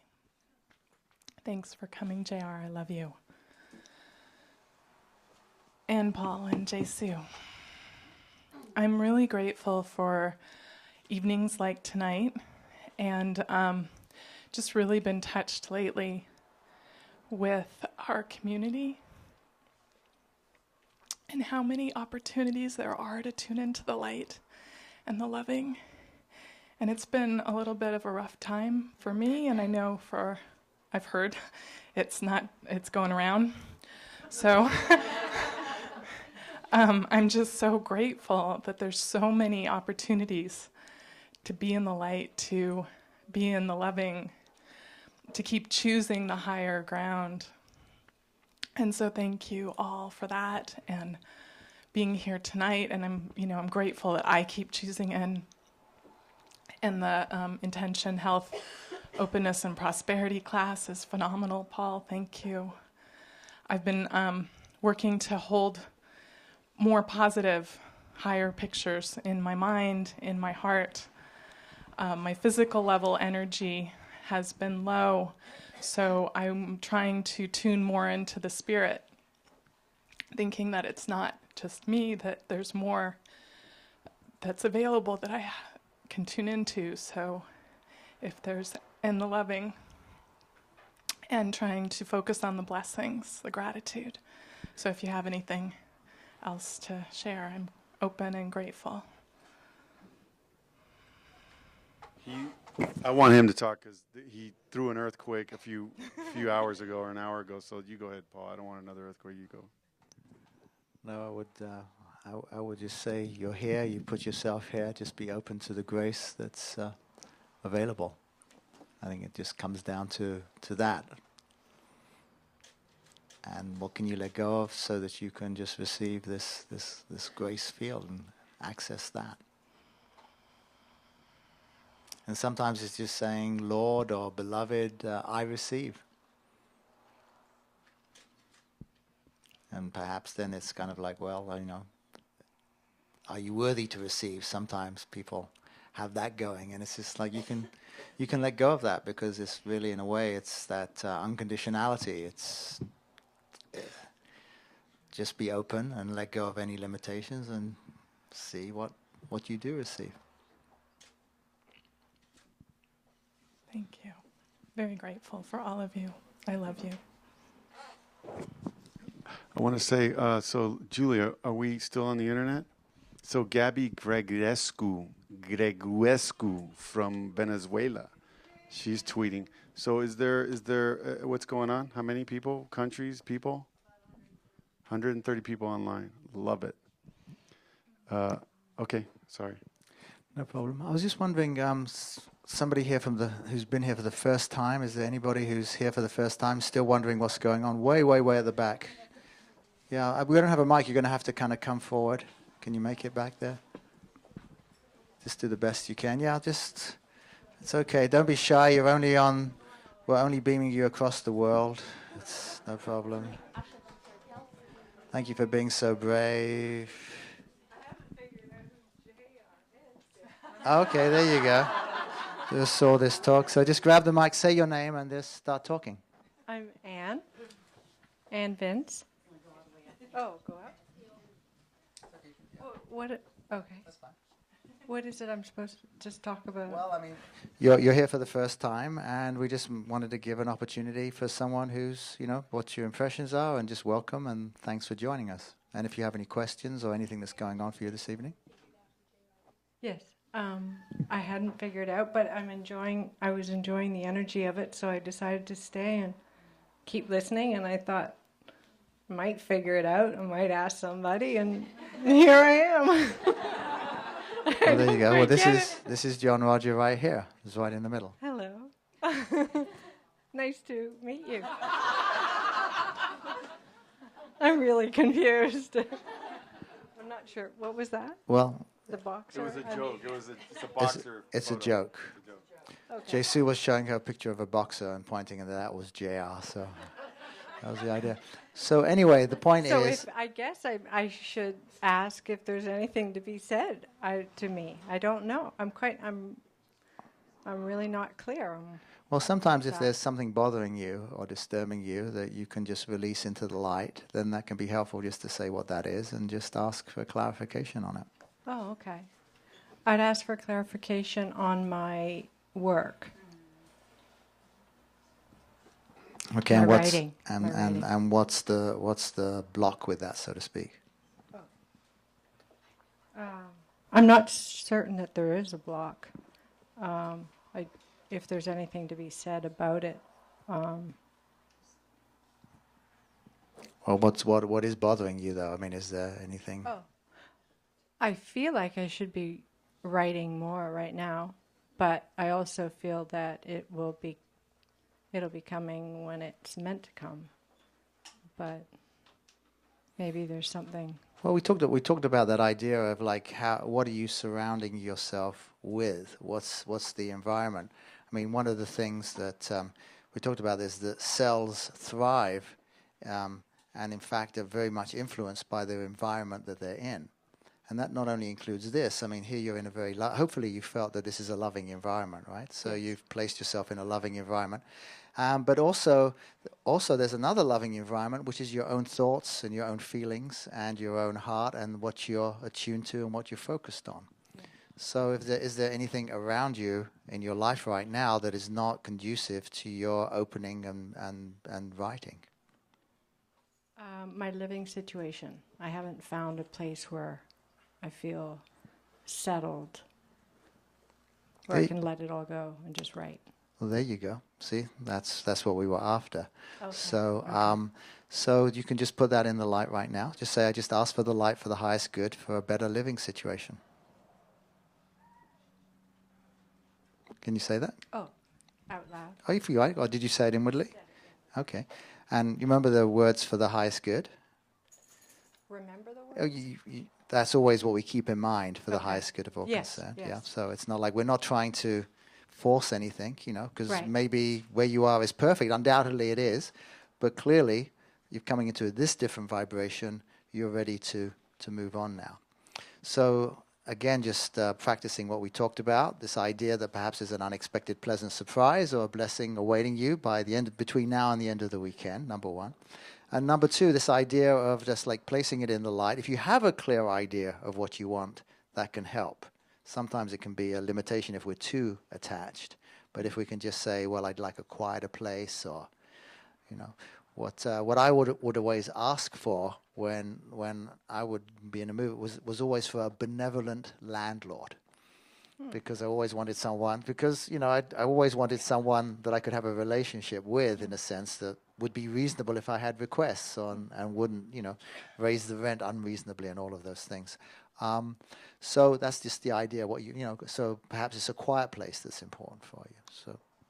So then, in a way, we just access this field of unconditionality and just replace it in the light for the highest good. And you know, this is your first time here, and when we use the light for the first time, there's usually miraculous things. It's like a free one on the house. Okay. So just see how that goes. And it's this idea, not like I hope it happens, but just like it has happened because you've asked for it, you play, and so it's just like thank you. Can you just say that right in your heart? Just say thank you. Thank you. Yeah, I mean not to me, but just Okay. Yes. to Spirit or God or Christ or this unconditional energy field or John Roger. I mean, any of those, you know, we're talking about that. Okay, so how does that feel now? It feels good. Yeah, Feels yeah. This really feels good to me too. Thank you. Okay, thanks for being so brave. Thank you. I think what's your name? Anne. I think you should foster that thing, that openness that you have, that you felt the energy and you wanted to stick around and then it felt great. I think that's an indication inside of you should follow, because that's that voice. Somehow you ended up in the bookstore and you liked the energy here, so follow those things and into your writing. Cool. Oh, so we have someone else there. Is that okay? Okay, is that Nick? Is that yeah? Yes, the Watch the fault lines. The girl with the black leather jacket. Do I just stay here? I don't know. It's okay. Head back. Hello, my name is Nicole, and I feel very honored to be here. This is my first time meeting John Roger, and I'm a recent initiate, and I can't describe the things that are happening right now, and I just feel very blessed, very blessed at this moment in time. My intention and what I would like to put in the light is just recognizing all the patterns that I've been noticing inside of myself that no longer serve me, particularly around disappointment, and opening up my heart and the fear of that in the past, and really choosing to move forward and honoring my heart. And so I'd really like to put that in the light and I'm really open to feedback. I don't know how this really works, I guess, but yeah, just really wanting to move forward in all of this, working with the traveler. Well, I think you've done the most important thing, is that you've put yourself forward and you're meeting JL for the first time, which so is cool. it's totally cool. I think we all get a buzz. We all get a buzz out of that. So thanks for being here. And quite frankly, it seems like you're bathed in light right now. Do you feel that way? I mean, do you feel? Yes, I do. Yeah. I do. So again, it's just like what I was saying to someone else. It's just like, Lord, I receive. So receive the grace and enjoy. Thank you. Okay. Thank you. Someone else back there? Yeah, that's the one pointing to your head, the top of your head. Is this are you here for the first time? Is this? Yeah. I'm not here for the first time. I Oh. can sit down if I'm supposed to be. No, it's quite okay. It's, Okay. And you're an oldie but goodie, are you? I mean, Well, my name's Wendy. Okay. And I am a second-year USM student, and I'm on my 13th discourse, so kind of new. And is this your first time meeting JR as well? I met JR once in front of school and went up and shook his hand in the car. So, yeah. And I'm really excited to be here to meet him again. So I wanted to put in the light that I have 4 siblings, and we are not a close family. We are close, and I would like us to be closer. We had a very rough childhood, and both of our parents have died now in the last year. And I want to put into the light that we come together in grace and really full healing and reconciliation between all of us. So, how was your relationship with your father before he passed and throughout your life? With my father, complicated, very complicated.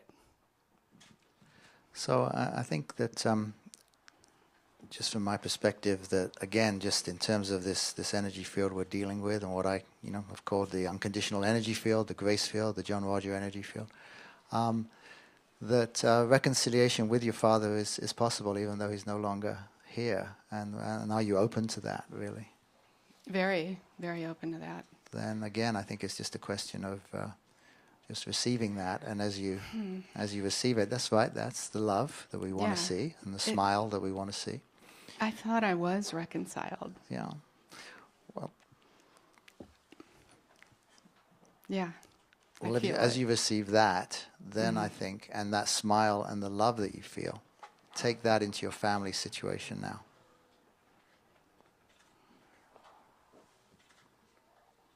Yeah. And just, no matter what's going on, just maintain. Do you get the feeling right now? It's coming. Yeah. Yeah. So just stay in it a little bit longer so that you just have a reference point for it. Because a lot of this is just, we get back into the world and we get caught up, and someone gives us a phone call and this and that, and when we read the news, and suddenly it's just like, what happened? It's almost like we visited Planet Mystic Bookstore and then we went back to Earth. And in some ways, it really is Planet Mystic Bookstore here. So we're really, in a sense, in an altered space in this room. Yeah, I feel it. I'm vibrating. Yeah. Yeah. Yeah. So just reference that.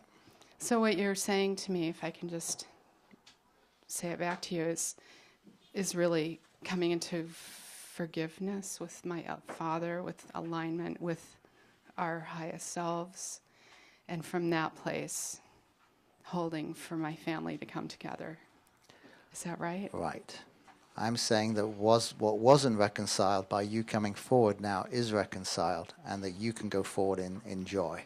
Okay. And it's the kind of thing that's regardless of circumstances, because life is up and down. We can be in the best place, but there's always stuff. There's always a next level to clear. But what more importantly is if you know that love is clear inside of you, and that you're handled. And yes, of course, if any judgments come up, yes, forgiveness, of course.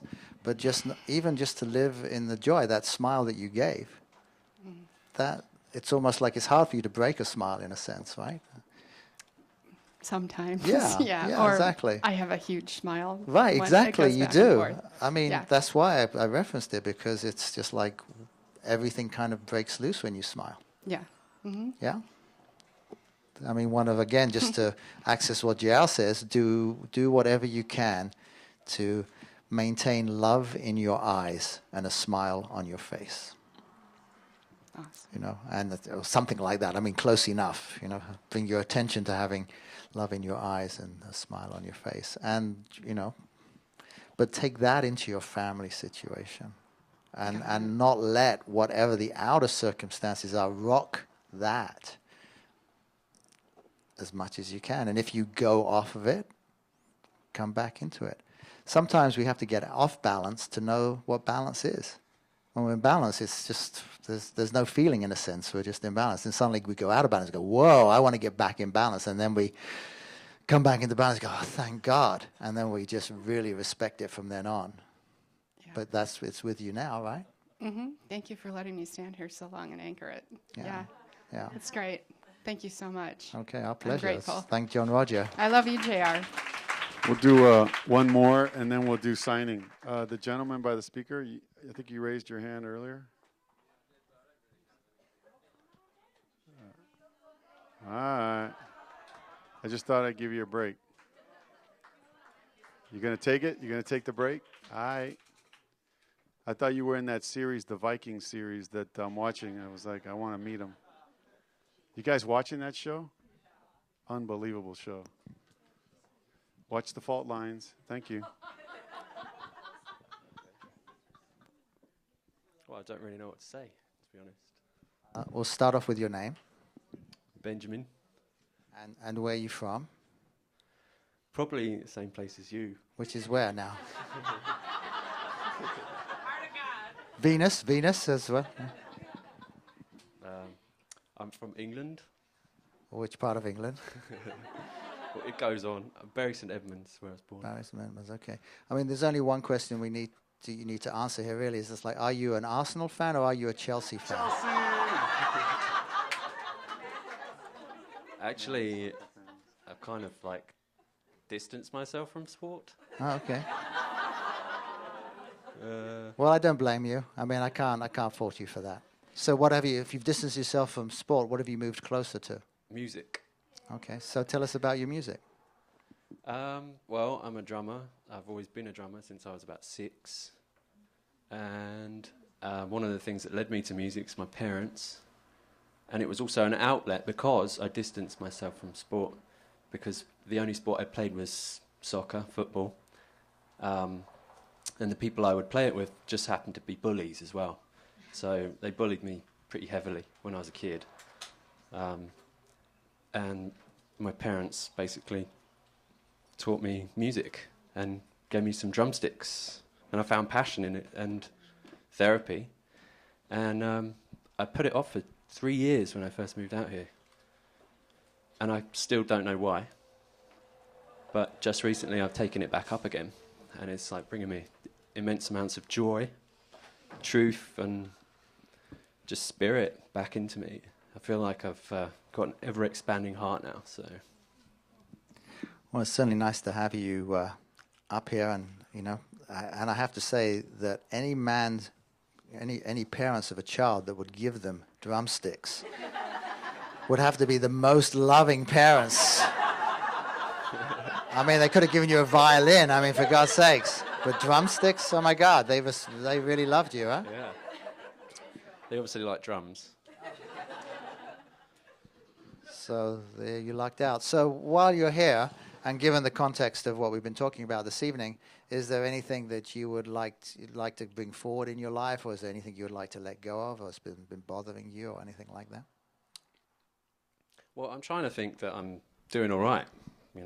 I feel like the more I focus on negativity and the things that are holding me back, the more I stay in that place. So I think it's always good just to remind yourself what you're surrounded by, and that helps you live in grace. Being grateful for the moment that you're in. Like, this is kind of cool, All eyes on Ben. But I feel like, you know, maybe one of the things that holds me back is self-doubt, and getting up here and having people like agree with you is, you know, extremely validating. Well, everything you're saying is right on. In fact, next time maybe you can give the talk. I mean, it seems like you're doing a pretty good job to me. Anyway, you can just say hello to John Roger, and you know. Hello. Nice to meet you.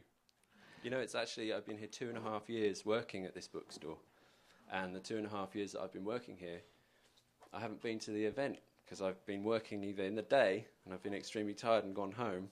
I didn't know anything about you guys. So, and this is the first time I've actually managed to sort of stick around and check you guys out, because I've heard lots of good things. Well, you know who we are now, and that's all that counts. All right. Pleasure to meet you. You too. Okay. You know, what's his name? Ben. All eyes on Ben. You know, you said the exact same thing, you know, from the drummer from Fleetwood Mac. I forgot his name. What's his name? Mick. But anyway, you should, Nick or whatever his name is, it's on YouTube or something. He says the exact same thing. He left England, pair of drums, that was his passion, and he put the group together. So, you know, there's other people like you. Fleetwood Mac. Yeah, so Zoe, so what are we doing? How do people line up? So we're going to have everyone who's sitting on Hi, everyone. So we're going to have everyone who is sitting on a white chair in front of me on this top level. If you could please pack it up and go and put it in, basically in that front room to the right. Then we're going to have people line in front of Jesu, and the Spiritual Principles of Health and Abundance books.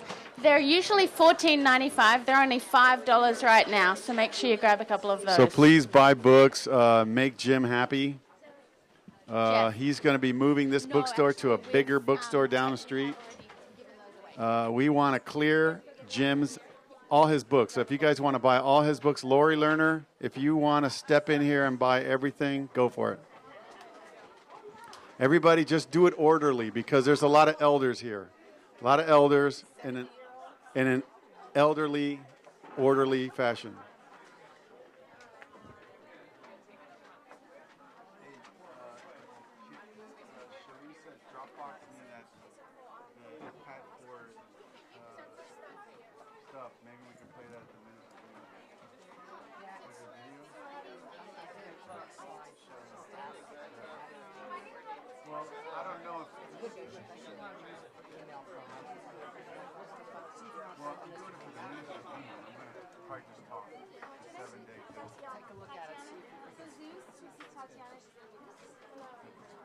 So he's going to do the signing. Jared, you want to do a little signing? You want to do a little book signing?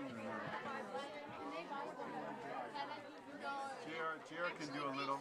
Paul, Jared can do a little signing. Paul, no, you're staying here. No. Zoe, you get over here. This is amazing. This is my favorite. It's not a big deal. Just stand right here, get their books, and he signs. Okay. Okay. So we can open it up and make it easy for Jared. So Tatiana. This is abundance, but you can write on it. But we're going to write on here, Jared. Yeah. One right there. One right there. Like before it started, but then I had for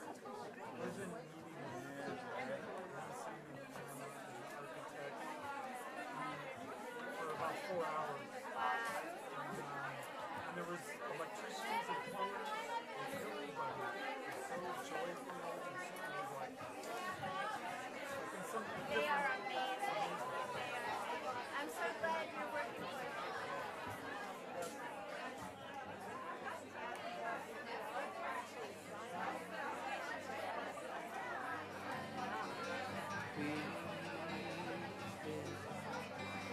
Never seem to take.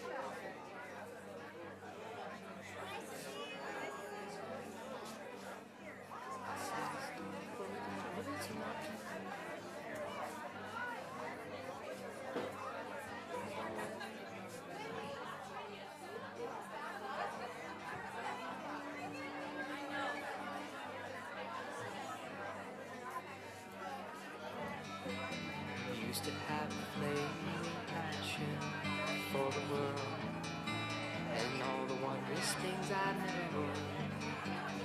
Now it's just a dying passion. Yes, I love you, but I know you're not my home. So I wander in the park. Hey guys. So when you come up here, Jared's going to sign the book. Don't do a whole essay about your life. Just say hi and let's get this moving. He's here. He's patiently hanging out. Let's do this right. Thanks.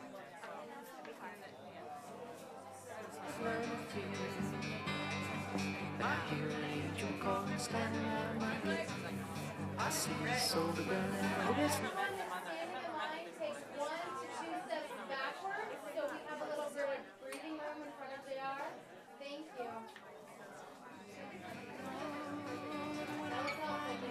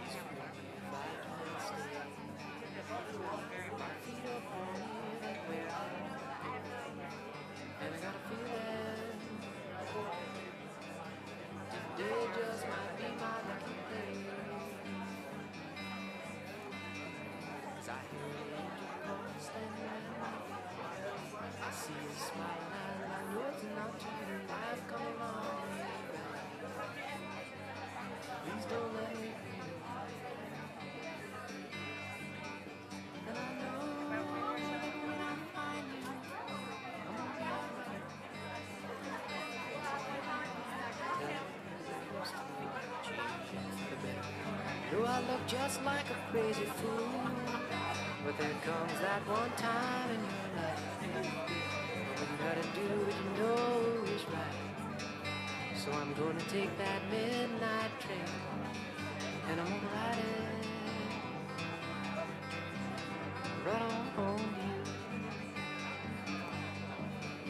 So open up those heavenly gates. You know I just can't wait. Even if I'm losing faith, well, I'm going. And if you hear that whistle blowing, tell them that I'm rolling out too.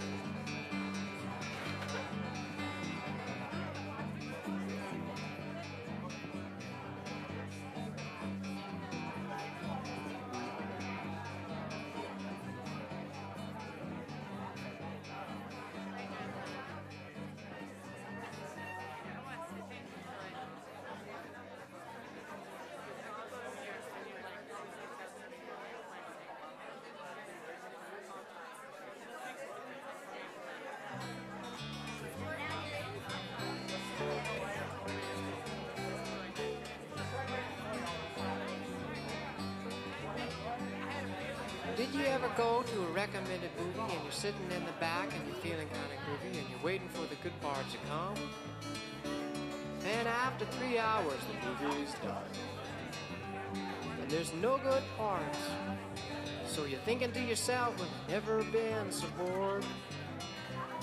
Then you read in the papers that it won an Academy Award. Best Picture, Best Director. It's a runaway success. So you ask yourself this question: how could I be so right and be so wrong? Every time I think I understand what's going on, it's just before I fall upon my face. And then I feel like I'm running last in the human race. Well, it's like when you hear a good joke at a meeting and you come home late and your wife's there sleeping, so you wake her up to tell her and you're laughing all the time. And instead of being happy, she just starts crying. You didn't kiss her first. You've got no class, she says.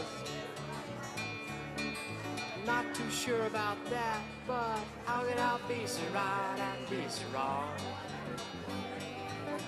Every time I think I understand what's going on, it's just before I fall off my face. And then I feel like I'm running last in the human race. Well, just the other day, my boss told me something he wanted me to tell someone else. Well, he said I could make or break the company, and the entire conversation depended on me. So I told him what I thought he said, but it must have been wrong, cause it made him mad, and I lost my job, and I fell down on my knees. How could I be so right and be so wrong?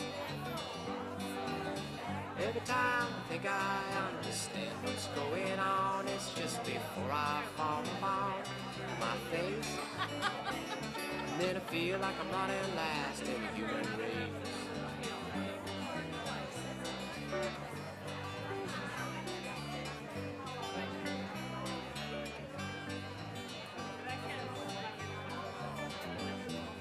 I don't want to sound like I'm complaining or worrying about life.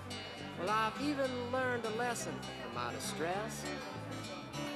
Well, it's a short cure for instantaneous success. It goes like this. The higher you fly, the farther you've got to fall. And the better you think you know yourself, the less you probably know yourself at all. So you might as well be happy, even if you're feeling crappy. You might as well be happy through it all.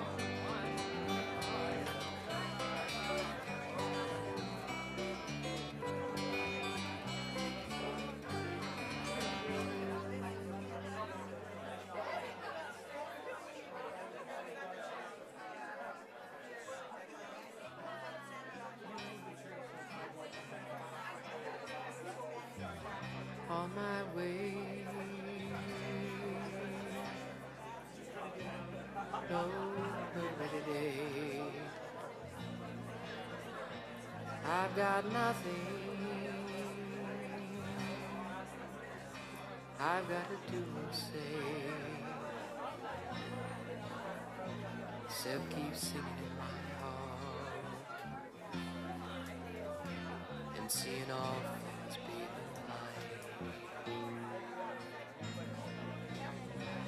I feel you now. I feel you here and now.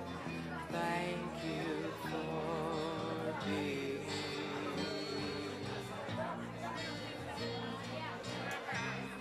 I reach out to share, to find my being out there, and in words you tell me, and inside I know. How can I tell you that I love you when you already know in my heart and soul? Thank you for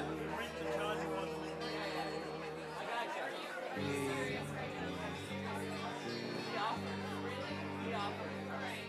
Blame it on him. He interrupted me to ask if I needed my phone to be charged. On my way. Hold on, I think I do have music. No, I would text you what it is. I hear something inside. Yeah. Me.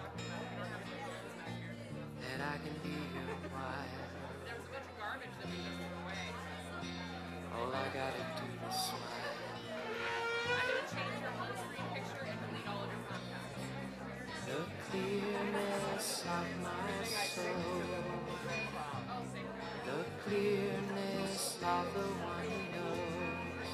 Thank you for me.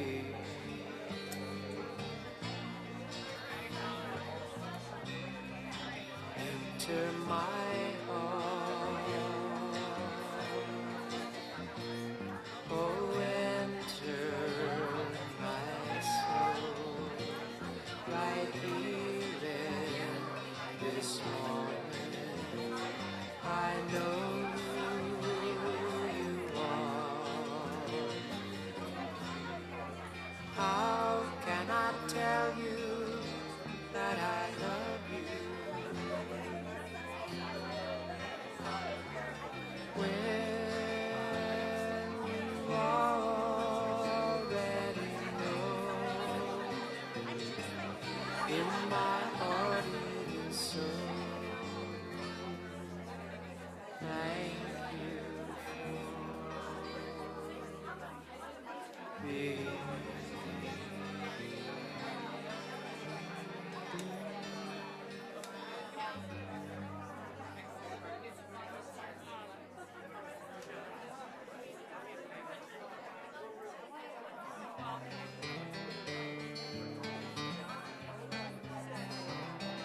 I can remember when I was here before. I can see clearly when you are here. You look so wealthy, dressed in your beggar's clothes. I was so poor that I didn't know. You stood above me there when the angry crowd tried to take my life. Only when I close my eyes did I really know. There you were, singing softly, saying,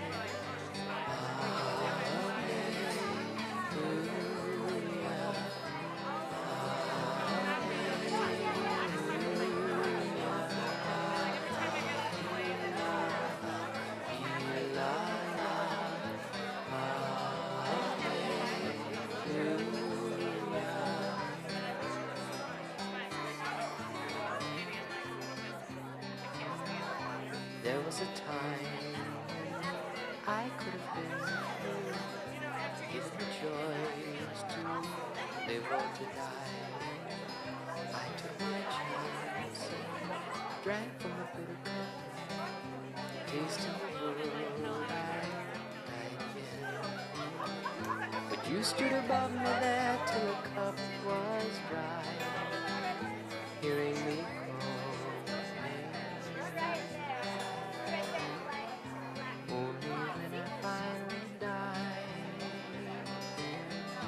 Did I really find you? Well, there I was, sitting right beside you. I sang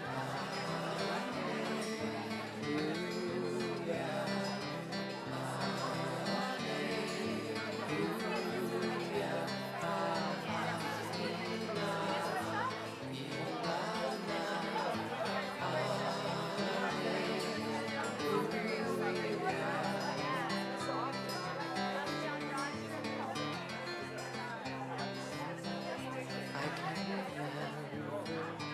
when I was here before, I can see clearly. You look so good here in the starry night. Will I leave home? Will I remain? For you've been waiting here since those ancient times, hearing me calling. Only when I die each day will I really find you. Well, here I am, living right inside you. You see,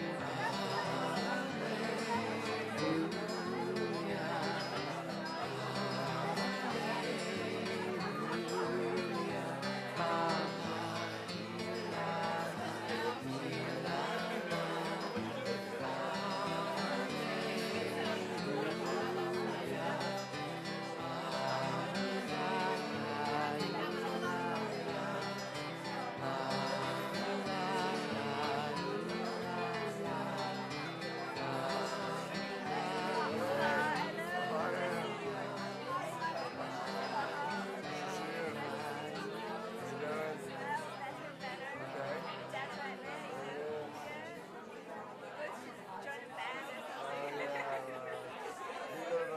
any musical ability at all.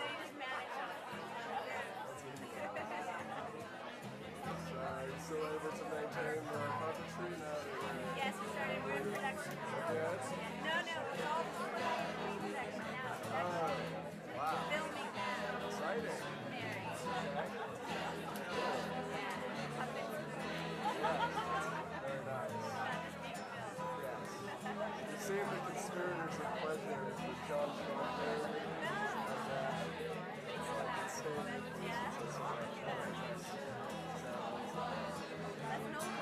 older. It's like 80s. The Schwarzenegger made like 1,000 puppets in Alice in Wonderland. But this is cool because it's more subtle. It's actually kind of a mystery movie and it's cool. Okay, well, nice seeing you.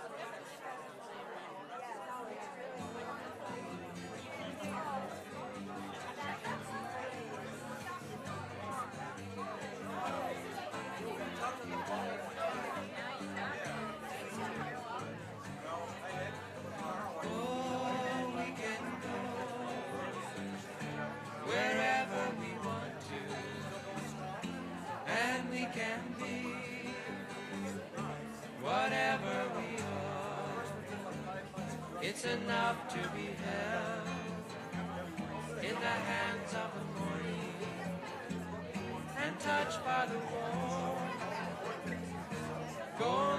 sun. The sun has its rays of gold, the stars have their silver, and each of us is a soul, and that is forever. Everlasting, everlasting, everlasting Messiah. Everlasting, everlasting, everlasting Messiah. Messiah.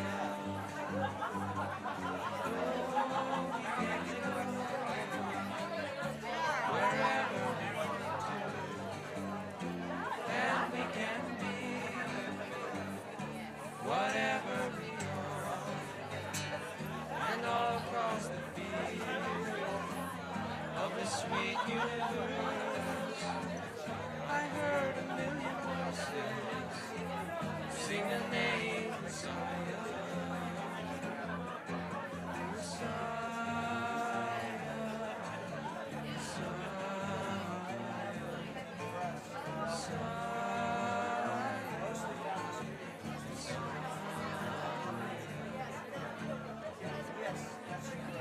Sweeter than the scent of clover in summer, Messiah. Free like the song of the wild meadow flower, Messiah. Pure like the taste of living water, Messiah. Softer than the touch of the doubling feather, Messiah. Star of hope, star of love, Messiah. Radiant in the purple cover, Messiah.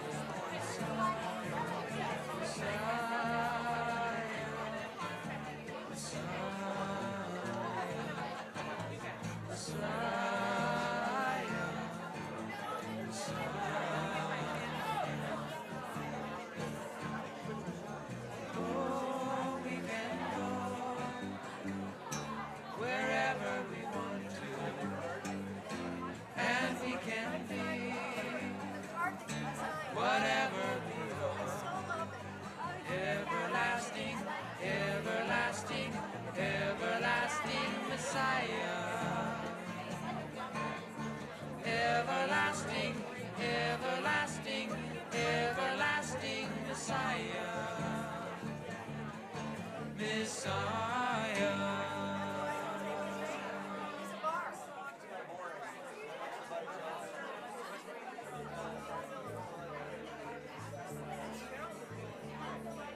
Once upon a time in a half remembered dream, found myself a light in the sea.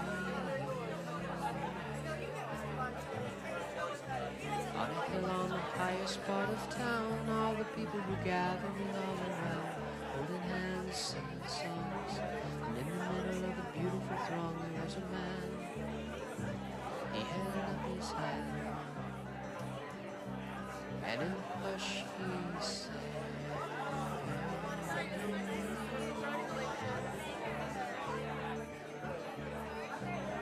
I am the light, I've come to give you what I am the light, I've come to give you of myself.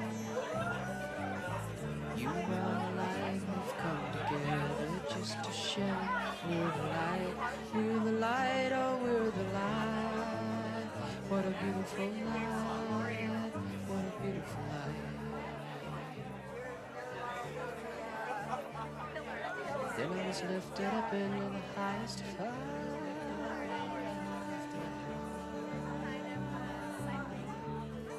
And all that I had been passed before my eyes.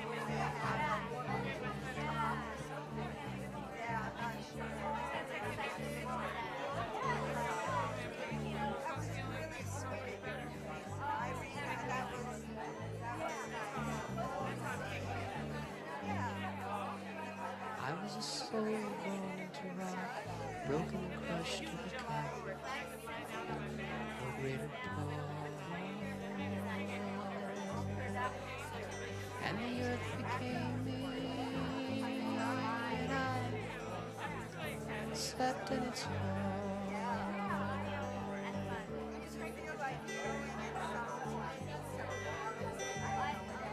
Lived in the darkness and dreamed of the light. I was taken by trees to be quiet in my living room. And the trees became me, and I awakened inside.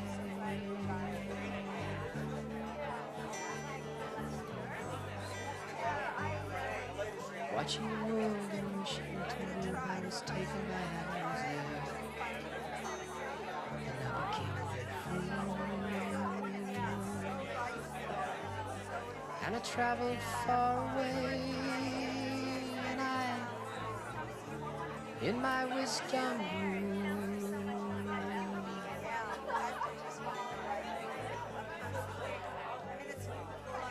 Joined by the spirit according to plan.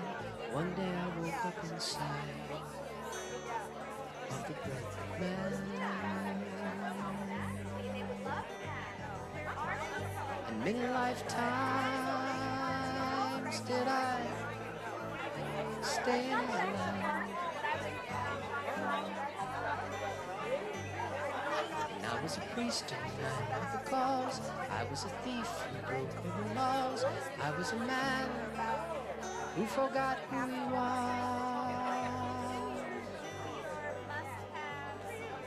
La la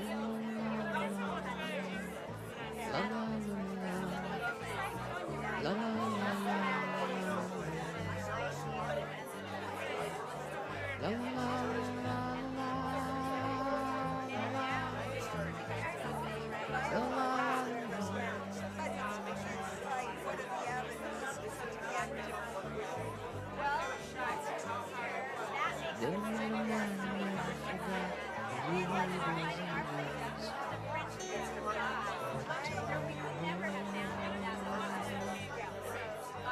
And it taught this song to me, and then I remembered again.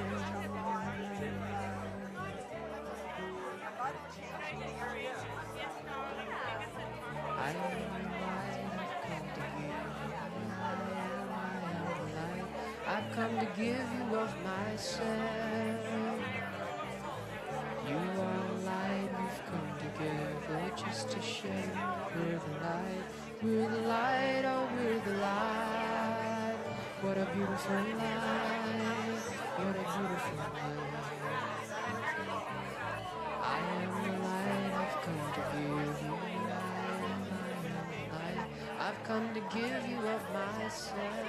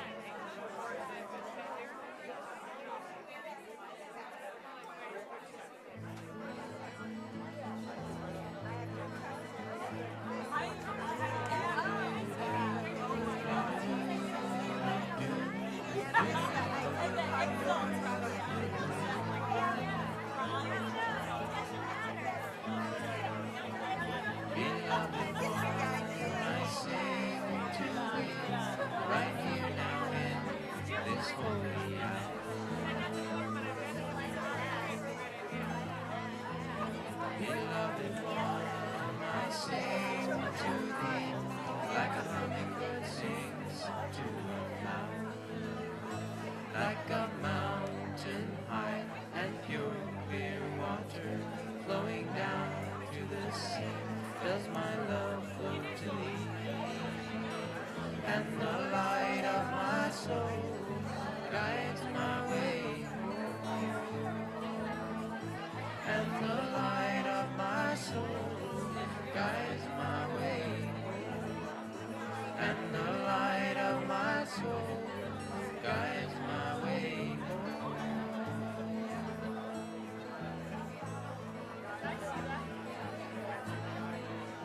Beloved one, I sing to thee like the wind through the pines gently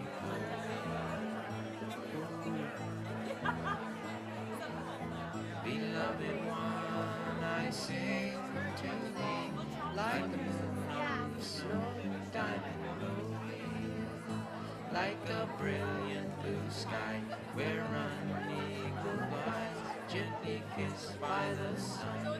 In the light we are one, and the love of my soul guides my way home. And the love of my soul guides my way home. And the love of my soul guides my way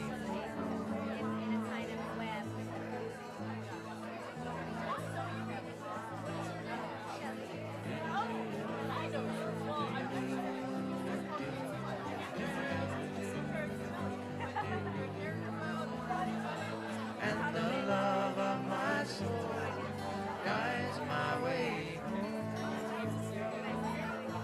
And the love of my soul guides my way home. And the love of my soul guides my way home.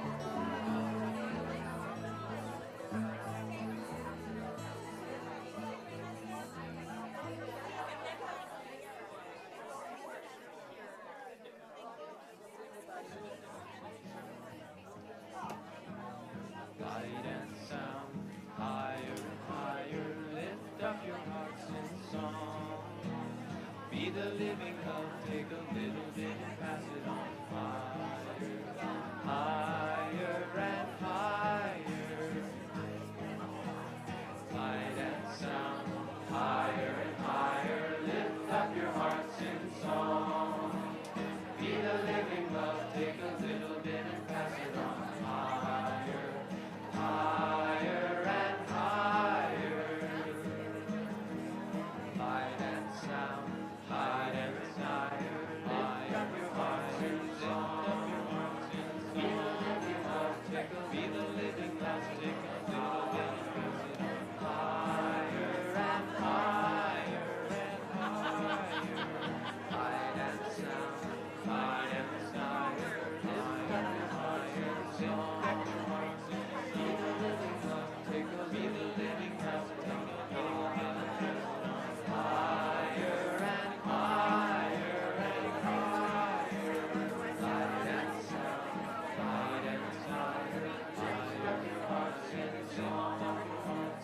Be the living love, take a be the living love, take a little bit and pass it on. Higher and higher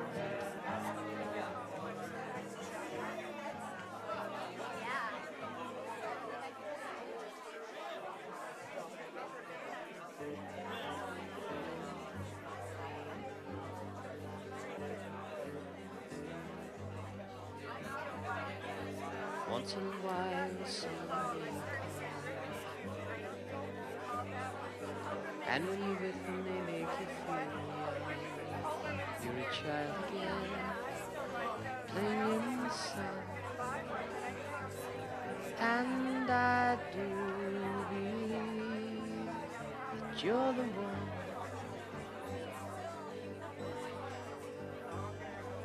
Cannot remember feeling this way. When I'm shy when you're here, but I die away. And I cannot speak what I want to say, but I will in time. stays.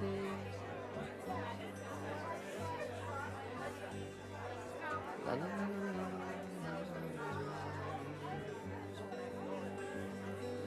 la la la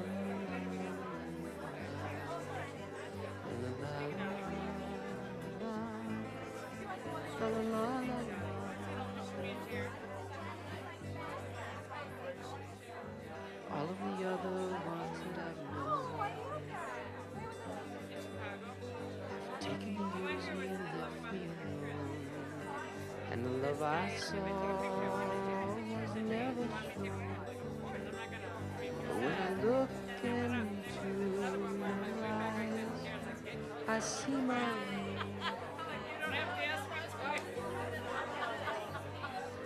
Love is the strangest thing that I know. You keep it around by letting it go, and you follow close and you follow slow, and love will take you where love wants to go.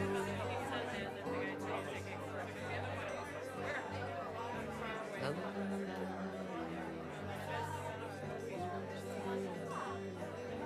La la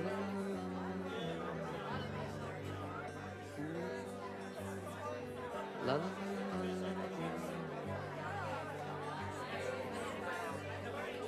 la la.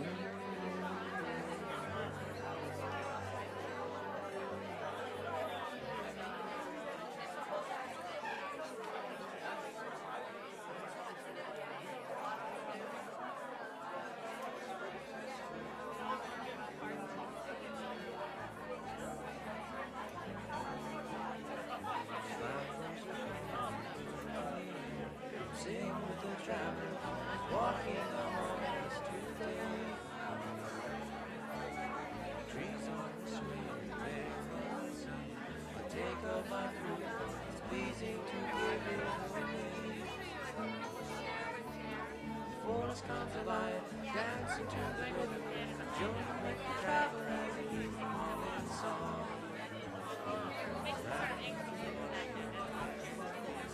Share with the rabbit, share with the birds and the bees.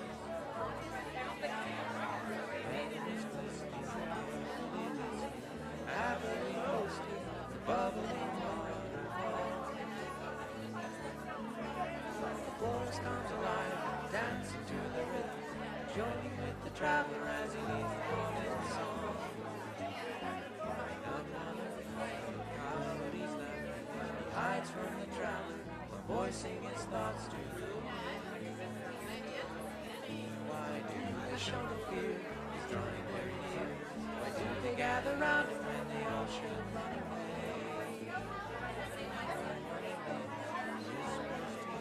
Without a delay, he answers his questions this way. For he's always in the hearts of the flowers and the trees. He's always in the hearts of the goldfish and the bees. He's always in the hearts of the rabbits and the birds, and the babies of the forest, to the ground beneath your feet. The coyote kept laughing when something was different. His eye caught the traveler forever after he knew. The traveler left him to his songs, joining the forest, laughing and singing along. He's always in the hearts of the flowers and the trees. He's always in the hearts of the goldfish and the bees. He's always in the hearts of the rabbits and the birds, and the babies of the forest, to the ground beneath your feet. For he's always in the hearts of the flowers and the trees. He's always in the hearts of the goldfish and the bees. He's always in the hearts of the rabbits and the birds, and the babies of the forest.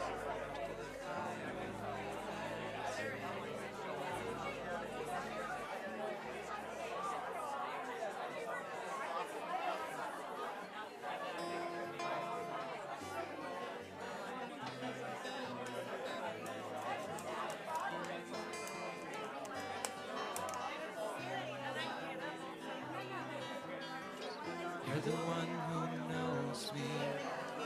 You're the one who shows me. You give to me as purely as the crystals of morning dew.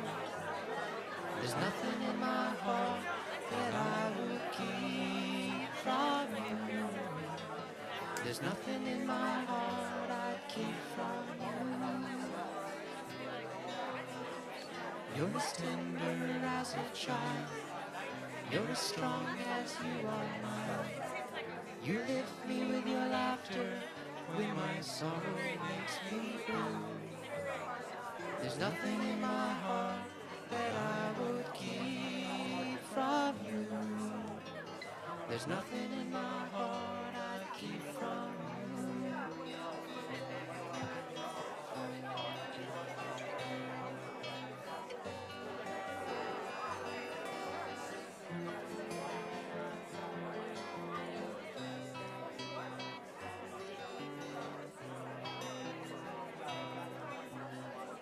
You're the one who comforts me.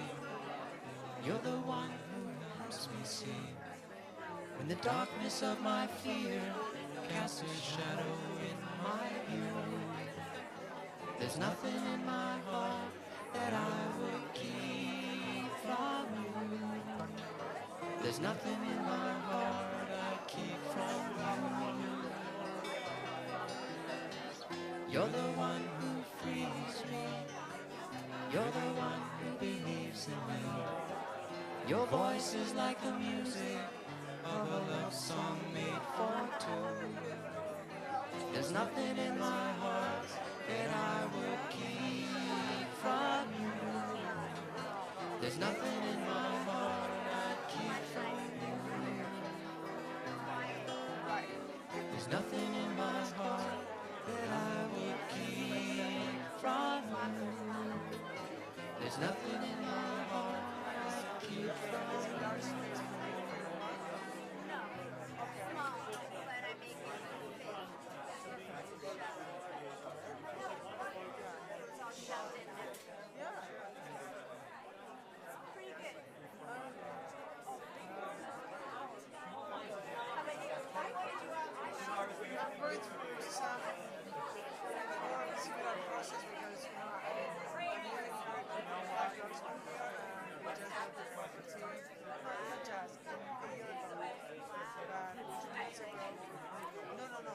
Somebody else? Oh, I thought you guys. Oh, somebody bought a house where I've been living for 10 years.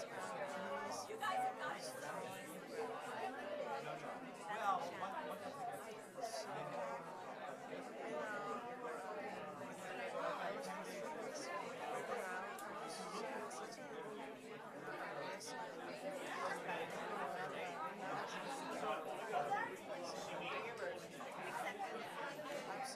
Acceptance and cooperation. Always the way.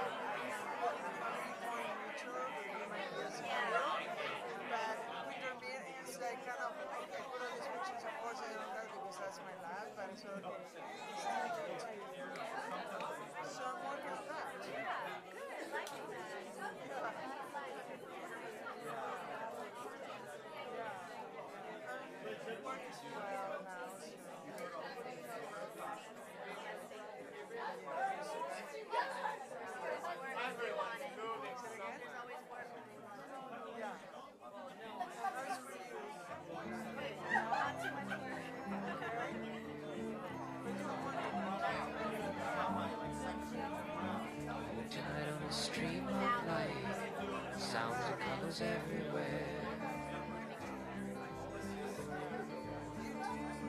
Now it's lifted up by an angel's hand, feather soft and golden hair. And her voice was soft as the wind, soft as the wind that gathered all around. I shall live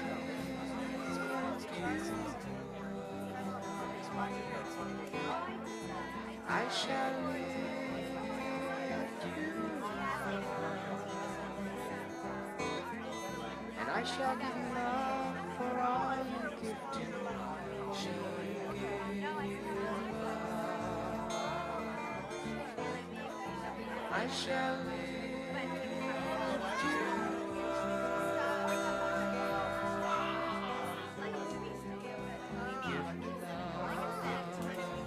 Give love, give love, and love will give you give you love.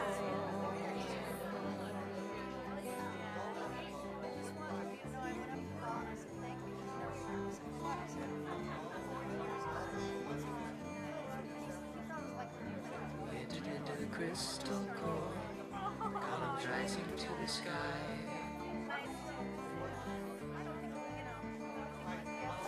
And I was wearing a violet, she was wearing hers white.